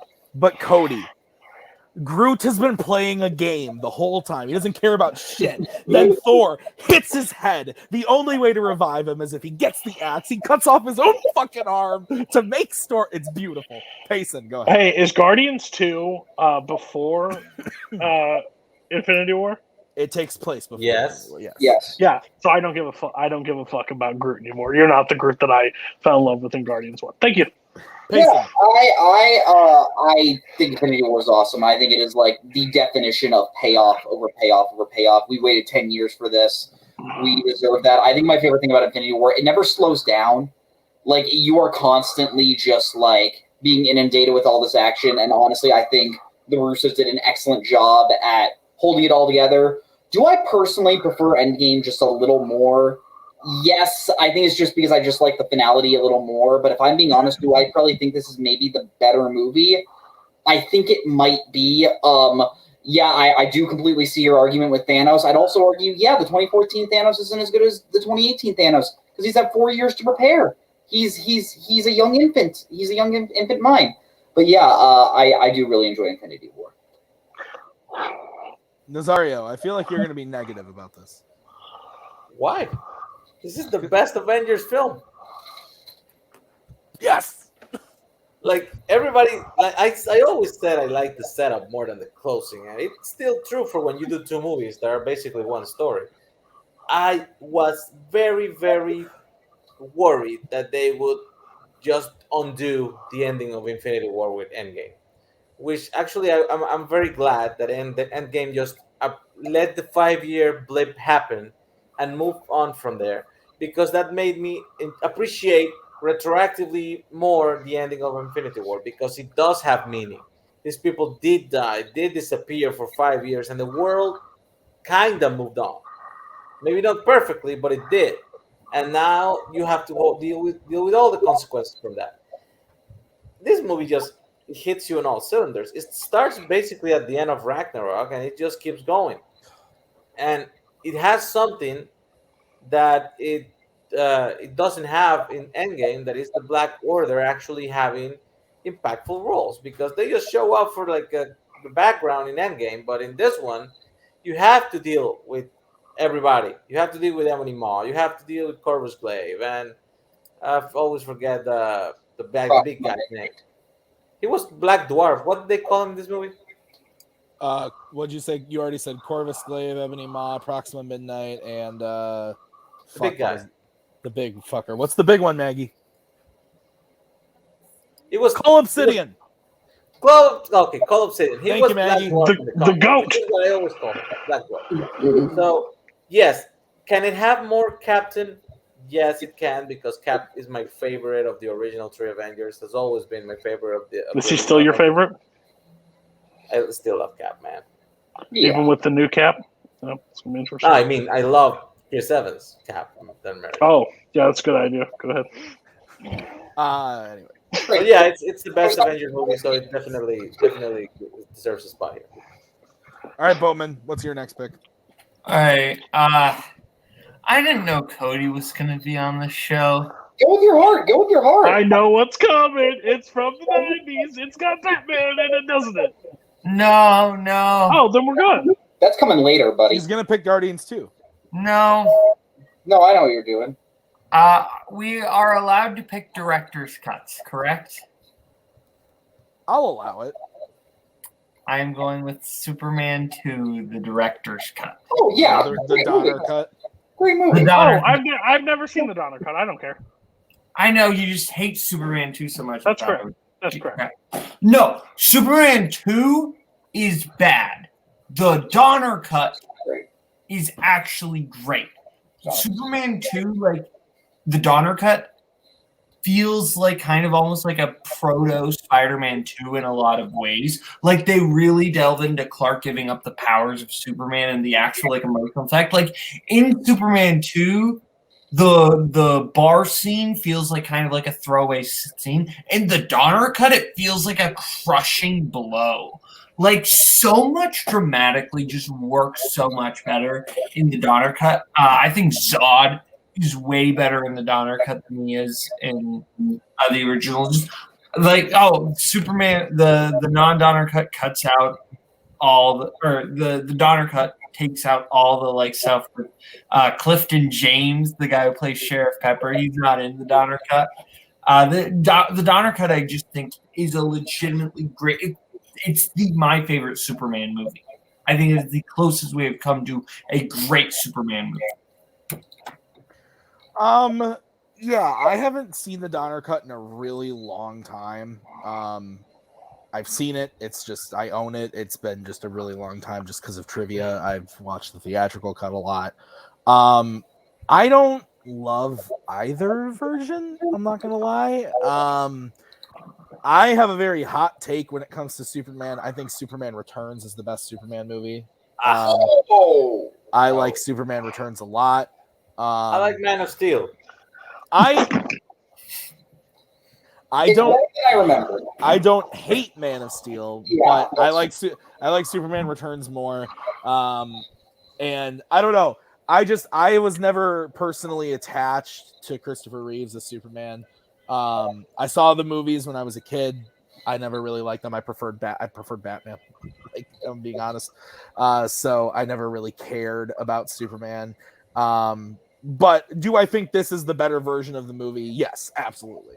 I just don't really care for either version. So, Cody, you said you've never seen it, right? Yeah, mine's just my stance on it, and I've always been on this one. I don't like watching cuts of movies of other things. Like, I'm not a huge fan of it. I'll watch the theatrical cut because that's what was delivered. The extra stuff is fine, but at the end of the day, I'm going to rank everything on the original cut that happens. Like, even with like Apocalypse Now, which I think is the final cut, is the superior cut for it. Every time I talk about the movie or rank it, I'm talking about the theatrical because that's just where I sit. But again, Superman's one of the dumbest superheroes that's ever walked the face of this planet. So not interested whatsoever. Payson. Yeah, this is probably my favorite version of any of the Christopher Reeve Superman movies. I love Christopher Reeves as Superman, but and I think that original Superman movie has some amazing moments, but I think Superman 2: The Donner Cut is truly a great overall movie. I think it takes out a lot of the tonal issues that the original Superman 2 had. And yeah, I quite enjoy it as well. Rosario. 2, 1, 3, 4 for the Reeve Superman movies. And yes, the Donner Cut is the superior version of the movie. I kind of disagree with you saying Superman 2 is bad. I don't think it's bad. I think it's fine. It's fine. The Donner Cut is definitely the best version. The only thing I don't like about the Donner Cut is the actual ending. I don't know if the original plan was just to not do that. I think the original plan was to not do that in the first one. How does it end? Because I don't remember. It ends just like the first one. He does the same thing. What, the flying around the Earth? Yes. Oh, in the Donner Cut, he does that again? Yes. Oh, I don't remember that shit at all. He kisses. Okay. That's theatrical. Yeah. Okay. This is the problem. I'm thinking of this wrong because I think he does this fucking thing again. I couldn't tell you. I might be misremembering. I don't think so. Okay. Not If tell he you. doesn't, then I have no issue with it. But I kind of believe he does. But see what happens. All right. Cody, you're next. I mean, I hate to do it because like MCU has been brought up a lot tonight, but I'm gonna do it because I don't care. It's Captain America: The Winter Soldier. Yeah. Thank you. It might be. This movie was also made in the 70s, but just didn't star Captain America, so that's fine too. But this movie, I love both Captain Americas. Like, and Civil War is still. I think when you think of his films, I think his three films are like top 10, 11 in the MCU. I think all of them are great. The first Avenger was very slept on when I was watching it the first time because. Again, before joining this community, I didn't really watch the MCU like religiously. Like I'd watch the movie and move on. This when joining and meeting Tim and Nick, like I watched it all over again. And this movie just has one. I think this movie stands alone. This movie can stand alone by itself. Honestly, there's Shield, there's Hydra stuff, but when you break it down, he works for an organization. The organization's bad, and his dear friend is on the other side of it and doesn't remember him. Like when you think about it, the action in this movie is absolutely incredible from start to finish. The elevator scene is one of my favorite scenes ever. Because show them what shirt you're wearing. Maggie's wearing a Captain America shirt right now. Anyway, go on. There we go. When he enters the elevator and everybody like sits there and like you just see everybody getting tensed up because they know what's about to happen, and they're gonna try to do what they know they can't do and beat him. The whole Nick Fury scene, like on the thing, like where his car is completely destroyed and gets flipped, that stuff. It's just there's so many cool moments, and like when he's trying to like talk to him and be like, "I'm your friend," has no clue and just keeps going. It's just so intriguing to me. Yeah, I just love everything about this movie. Just from the action. I think Sebastian Stan, I hate what they've done with him since. To be honest with you, in the MCU, he's kind of like they neutered the cat because I like how vicious and how brutal he really was, and I know you have to like have that character grow, but like I want him to whoop ass like he has in the past, not just be a gun like shooting the gun, like let him do his thing. But yeah, and if you haven't ever seen 3 Days of the Condor, it's with Robert Redford. I've said it before. It's basically this movie without Captain America. It's very good. So I would check it out. But yeah, Winter Soldier, my second favorite MCU. I couldn't pick my favorite because it's not a sequel. So I need to start. I'm going to start watching comic book movies. I guess I'm coming back to Fandom. Let's go.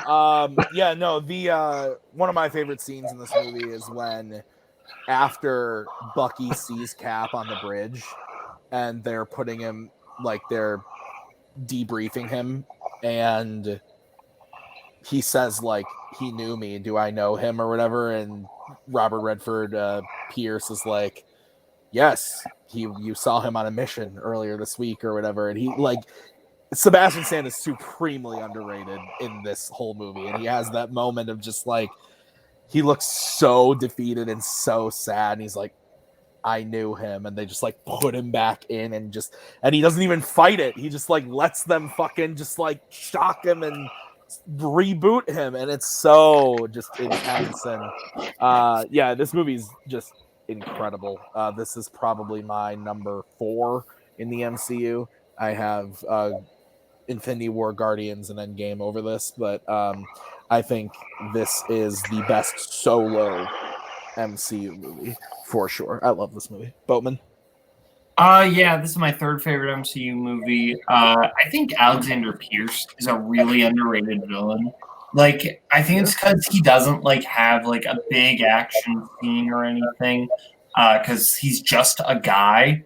But I think Pierce, like Renford, just plays him so well. And yeah, I'll echo what Cody said completely. Like, it is very much, hey, what if we took the 3 Days of the Condor and instead of like just keep making it a pure thriller, we made it an action movie? And I think both films are brilliant, but updating it with Winter Soldier, the elevator scene is like one of my top favorite MCU action scenes. Yeah, I think the whole movie it has this very espionage thriller feel that really works. You think the Falcon could get out of the elevator? I'm unsure. Go ahead. I don't know. He's the new Captain America. I'm just curious if he can get out of the elevator. I don't think he can. He could fly away with his sweet wings. Payson, Winter Soldier. Yeah, I think Winter Soldier is dope. I think it's a really, really good movie. Probably my second favorite MCU movie. Honestly, I think before Winter Soldier, there have only been like a few MCU movies I truly loved. And I think after this movie was when they started to get into that streak of really, really great movies. Of course, there were some peaks and valleys there, but I think this is one of their first, like, truly, truly, like, excellent films. I do love the spy feel. I think in terms of, like, the pure, like, raw, gritty action, I think it still has some of, like, the hardest hitting, like, punches, if that makes sense, in the MCU, and I don't think it's really gotten, like, that intense since. I love the emotional stakes of Steve trying to figure out why Bucky is doing this and having to deal with the fact that his friend is back. I also think Robert Redford is great, and yeah, I really love this movie. Yeah, that highway fight is so good. Honestly, probably my favorite action sequence in the MCU. Nazario. This is my actual favorite MCU movie. Number one with the bullet. I have no qualms about saying that. I love the fact that it's kind of a standalone story. And I also love the fact that it still plans shit that pays off later. The scene with Armin Sola's computer. That's just ridiculous, man. It brings back that creepy ass factor from the first movie, because you know that doctor was a mean fucker and that they have decided to keep him alive just in this way because of his smart and his brain. And that they actually set up something that pays off beautifully in Civil War, which is the show the thing. They show the thing, and he never tells his friend.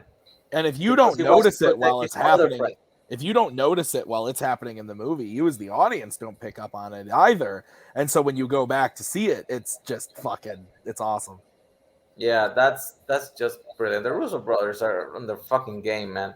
And yeah, I think Alexander Pierce is also very underrated. He's a great villain. I like. For a second, this movie had me believe they actually had the balls to kill Nick Fury. I was sold the first time I watched it. I was like, "Yep, that's the ballsy move," and they're like, I was like, "Okay, I got it now." It's a great fucking movie. All right, Payson. All right, speaking of great fucking movies, we're about to talk about one of the greatest films of all time.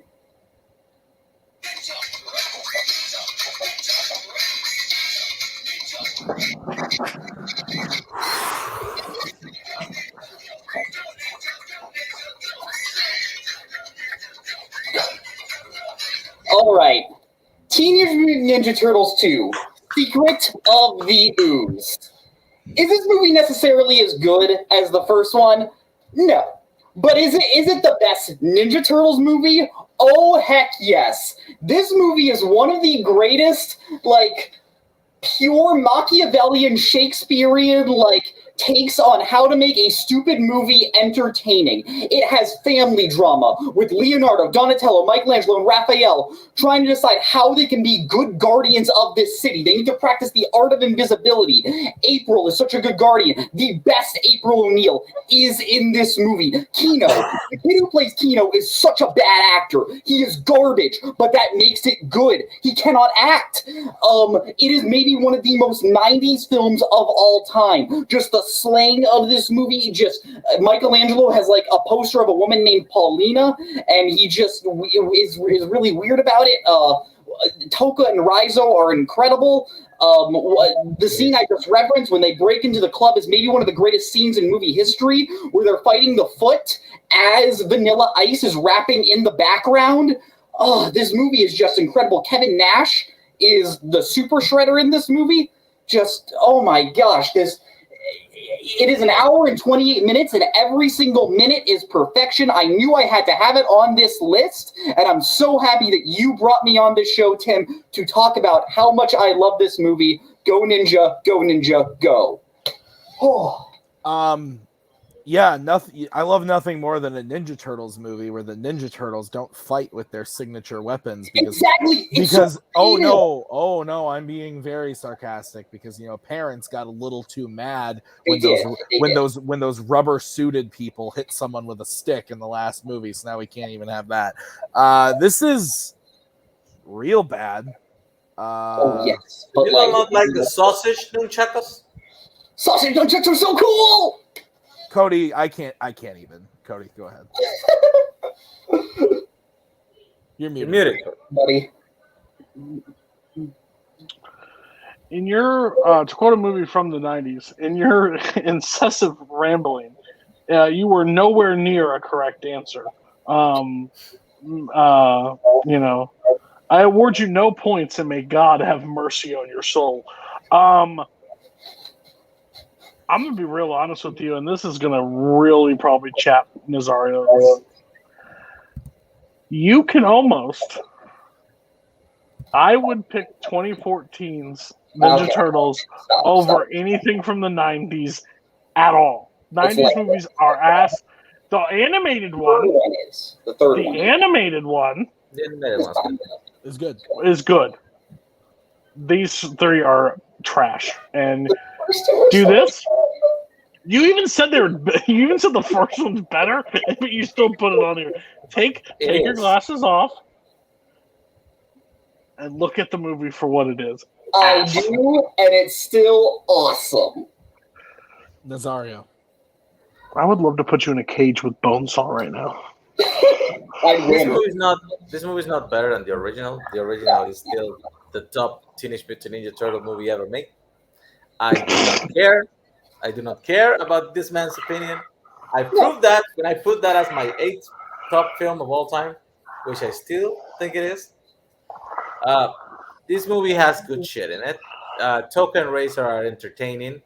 I did feel what Tim mentioned, like people bitched, so no more dams from Raphael, no more violence from the weapons. Paige Turco, it's a great April O'Neil. I actually think this movie is it entertains me. I like it. Is it better than 3? Yes, it is. Oh, yes. Is it better than 2014? I don't even know. In 2014, Splinter finds a book about ninjutsu in the sewers to teach them ninjutsu, and he doesn't even know how to fucking read, so I do not know how that works. Doesn't make sense. The Secret of Views, though, it entertains me and my kid. And Splinter made another funny. So, good shit. Boatman, should we move on? Or do you have things to say? The Ninja Turtles aren't good. And I don't mean that these versions of the Ninja Turtles aren't good. I mean the Ninja Turtles, the franchise, is a bad franchise. I'm sorry. It's four characters who all have this basic personalities. This guy's always going to be the leader. This guy's always going to be the smart one. This guy's always going to be the strong one. This guy's always going to be the party dude. That is not even accurate. Shut up. You can switch your role. Well, when I hate to say, but tell me oh, yeah, the Ninja Turtle. Because I don't... Loud noises! The new series switch everybody's role. I don't care about the new series. I will say... You care about the new series? Then the gumball can get you a quarter. I will say this. The original animated series slaps. No, it doesn't. I think the 2012 Nickelodeon series is actually the best Ninja Turtle series. I've also heard, what is it called? It's like... No, it's just Teenage Mutant Ninja Turtles Nickelodeon. 2012. Yeah, I've also heard that is very good. But anyway, Nazario, you have the last pick of the night. I do love the fact that he picked that because it allows me to do what I want to do. Yes. Cody, he left. He didn't think he would win. I'm lending you my energy. Batman Returns. Damn right, let's fucking go! Tim Burton You all need some made a Batman great movies. Batman movie, and it allowed him the freedom to actually make a Tim Burton movie with some Batman in it. To this day, it features the best Catwoman performance on any movie that they have done. Not even close. And the twisted way he did the Penguin, because it's his version of the Penguin, it was so good and so successful that parts of it have been adapted into future versions of the Batman mythos. The deformed fin hands has been done in animation several times since. Like, it's only now that they're trying to go back to the fancy man with the short stature, business of crime thingy. But the Danny DeVito performance is a tour de force in that movie. The man eats a raw fish on screen for real, just for effect. I love how he makes it all very dark, very gothic. I think his Gotham City was probably the best version of Gotham City until probably Dark Knight and Batman Begins, because everything they did in the post Tim Burton 90 movies is just shit. And I do not like the Batman versus Superman version either. So it feels like a Batman movie should feel. It has the best Batman in it. Michael Keaton to this day. That's the man. That is Batman. And it has a story that actually has some feeling to it. The relationship between Selina Kyle and Bruce Wayne develops in the movie in such a way that you feel when he says, like, we are the same person. Split right at the center at the end of the movie. He takes off his mask because he wants to connect with her. Like, that has weight, man. It's one of my favorite Burton movies. It's my favorite Batman movie. Fuck it. There you go. I don't like this movie. Yeah. Like, at all. I like Michael Keaton because he's Michael Keaton. But this does not vibe with me. It has never vibed with me. I like 89 a lot. But nope, do not like this. This movie's gross. This movie's horny and kind of gross. I don't want to watch Danny DeVito for 2 hours going. If I wanted that, I would fucking watch Koho host a show. Okay, I don't need that in my life. All right. So I love you, Koho. Okay, let me rewind and say I'd watch Malcolm host a show. Boatman. Don't insult Danny DeVito like that. Oh my god. Look, I can never hate a movie that features Christopher Walken saying the line, "To give the Constitution a rest, it's Christmas." That's just one of my favorite throwaway lines in a movie. I have always tried to be a bit of a defender of Batman Returns, and then Payson talks about it, and honestly, no offense, Payson, but no one makes me kind of hate that movie more than you. Oh, really? Just the way you act like it's like the greatest. I'm like, calm down. It's fine. It is fine. Batman Returns is a perfectly fine movie that doesn't deserve the hate these two give it, doesn't deserve the love these two give it. It does. You are all insane. It's fine. It is perfectly average. I do want to add that I just put something together about Payson in this movie that makes me sad. Cody, your take. What is it? Could I ask? Yeah, I'll tell you after the show. Oh, okay. I'm excited. Tim Tim Burton is an ass director. I'm just gonna say it. He's an ass director. I will give him maybe 5 movies, and most of them I haven't seen. I can give you Edward Scissorhand. I can give you Big Fish. I can give you Ed Wood. I can give you Beetlejuice and Frankenweenie because I haven't seen it. Big Eyes is good. Big Eyes is good. Fuck off.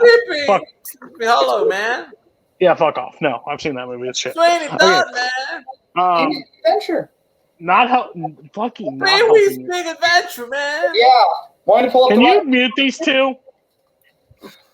Didn't say shit during the entire time they talked. Not one time.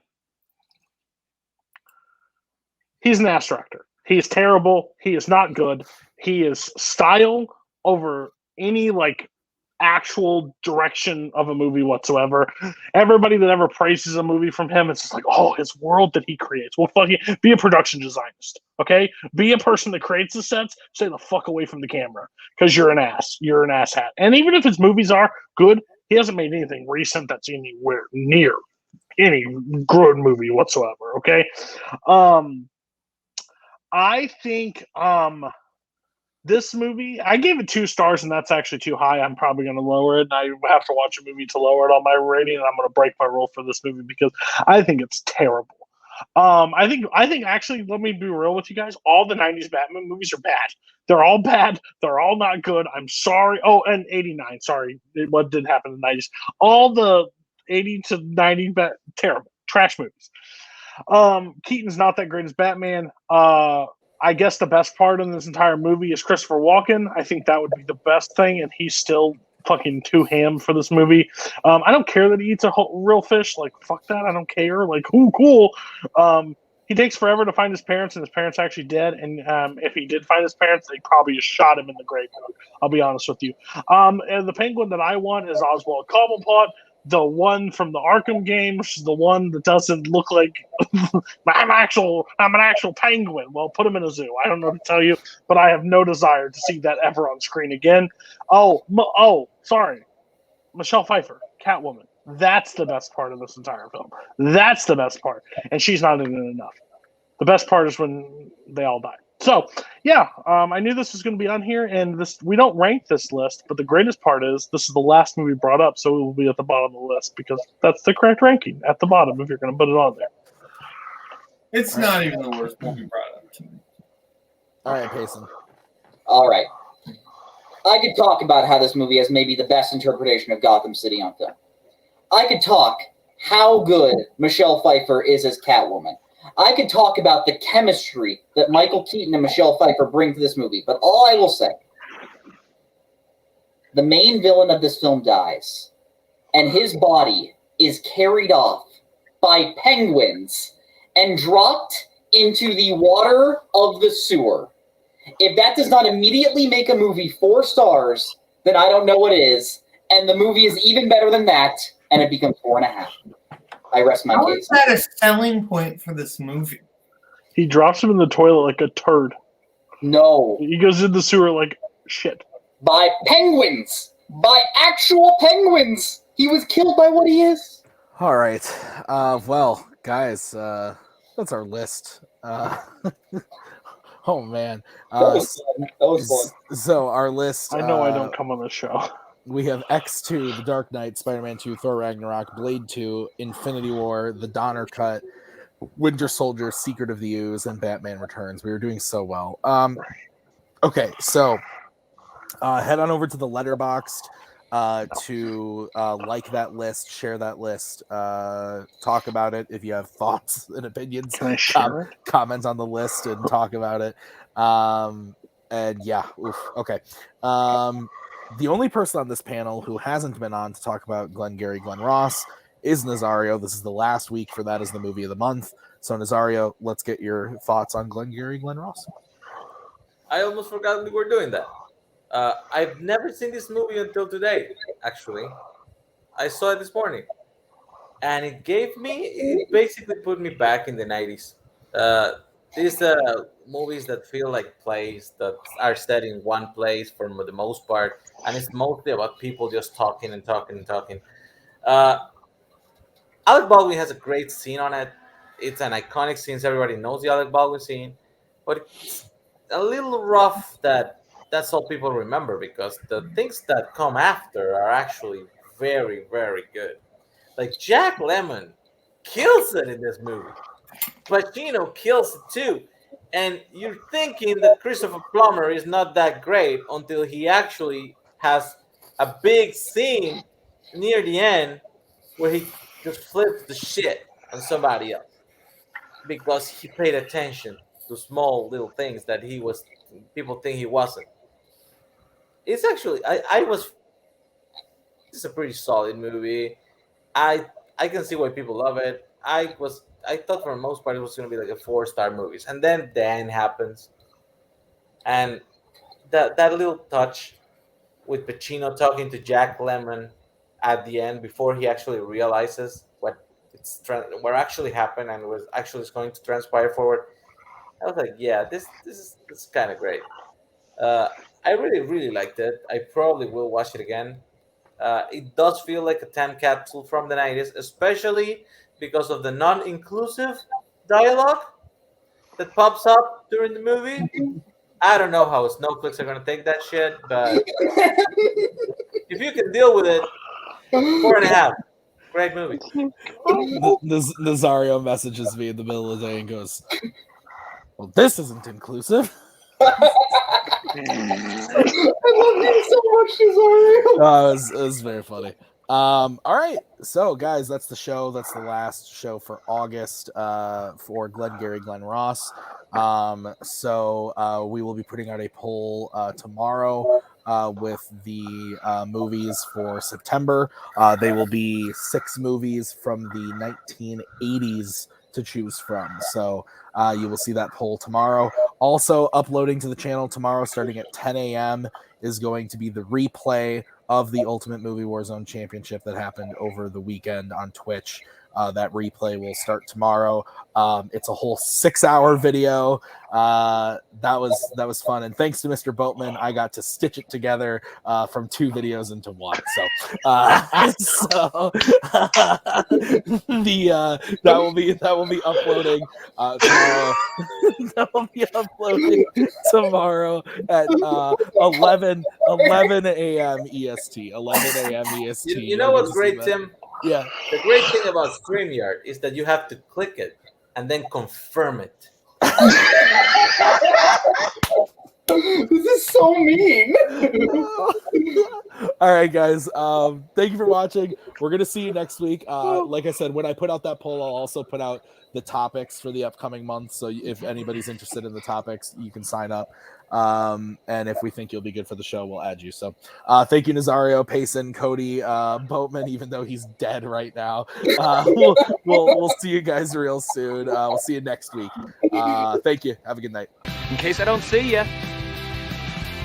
Good afternoon, good evening, good night.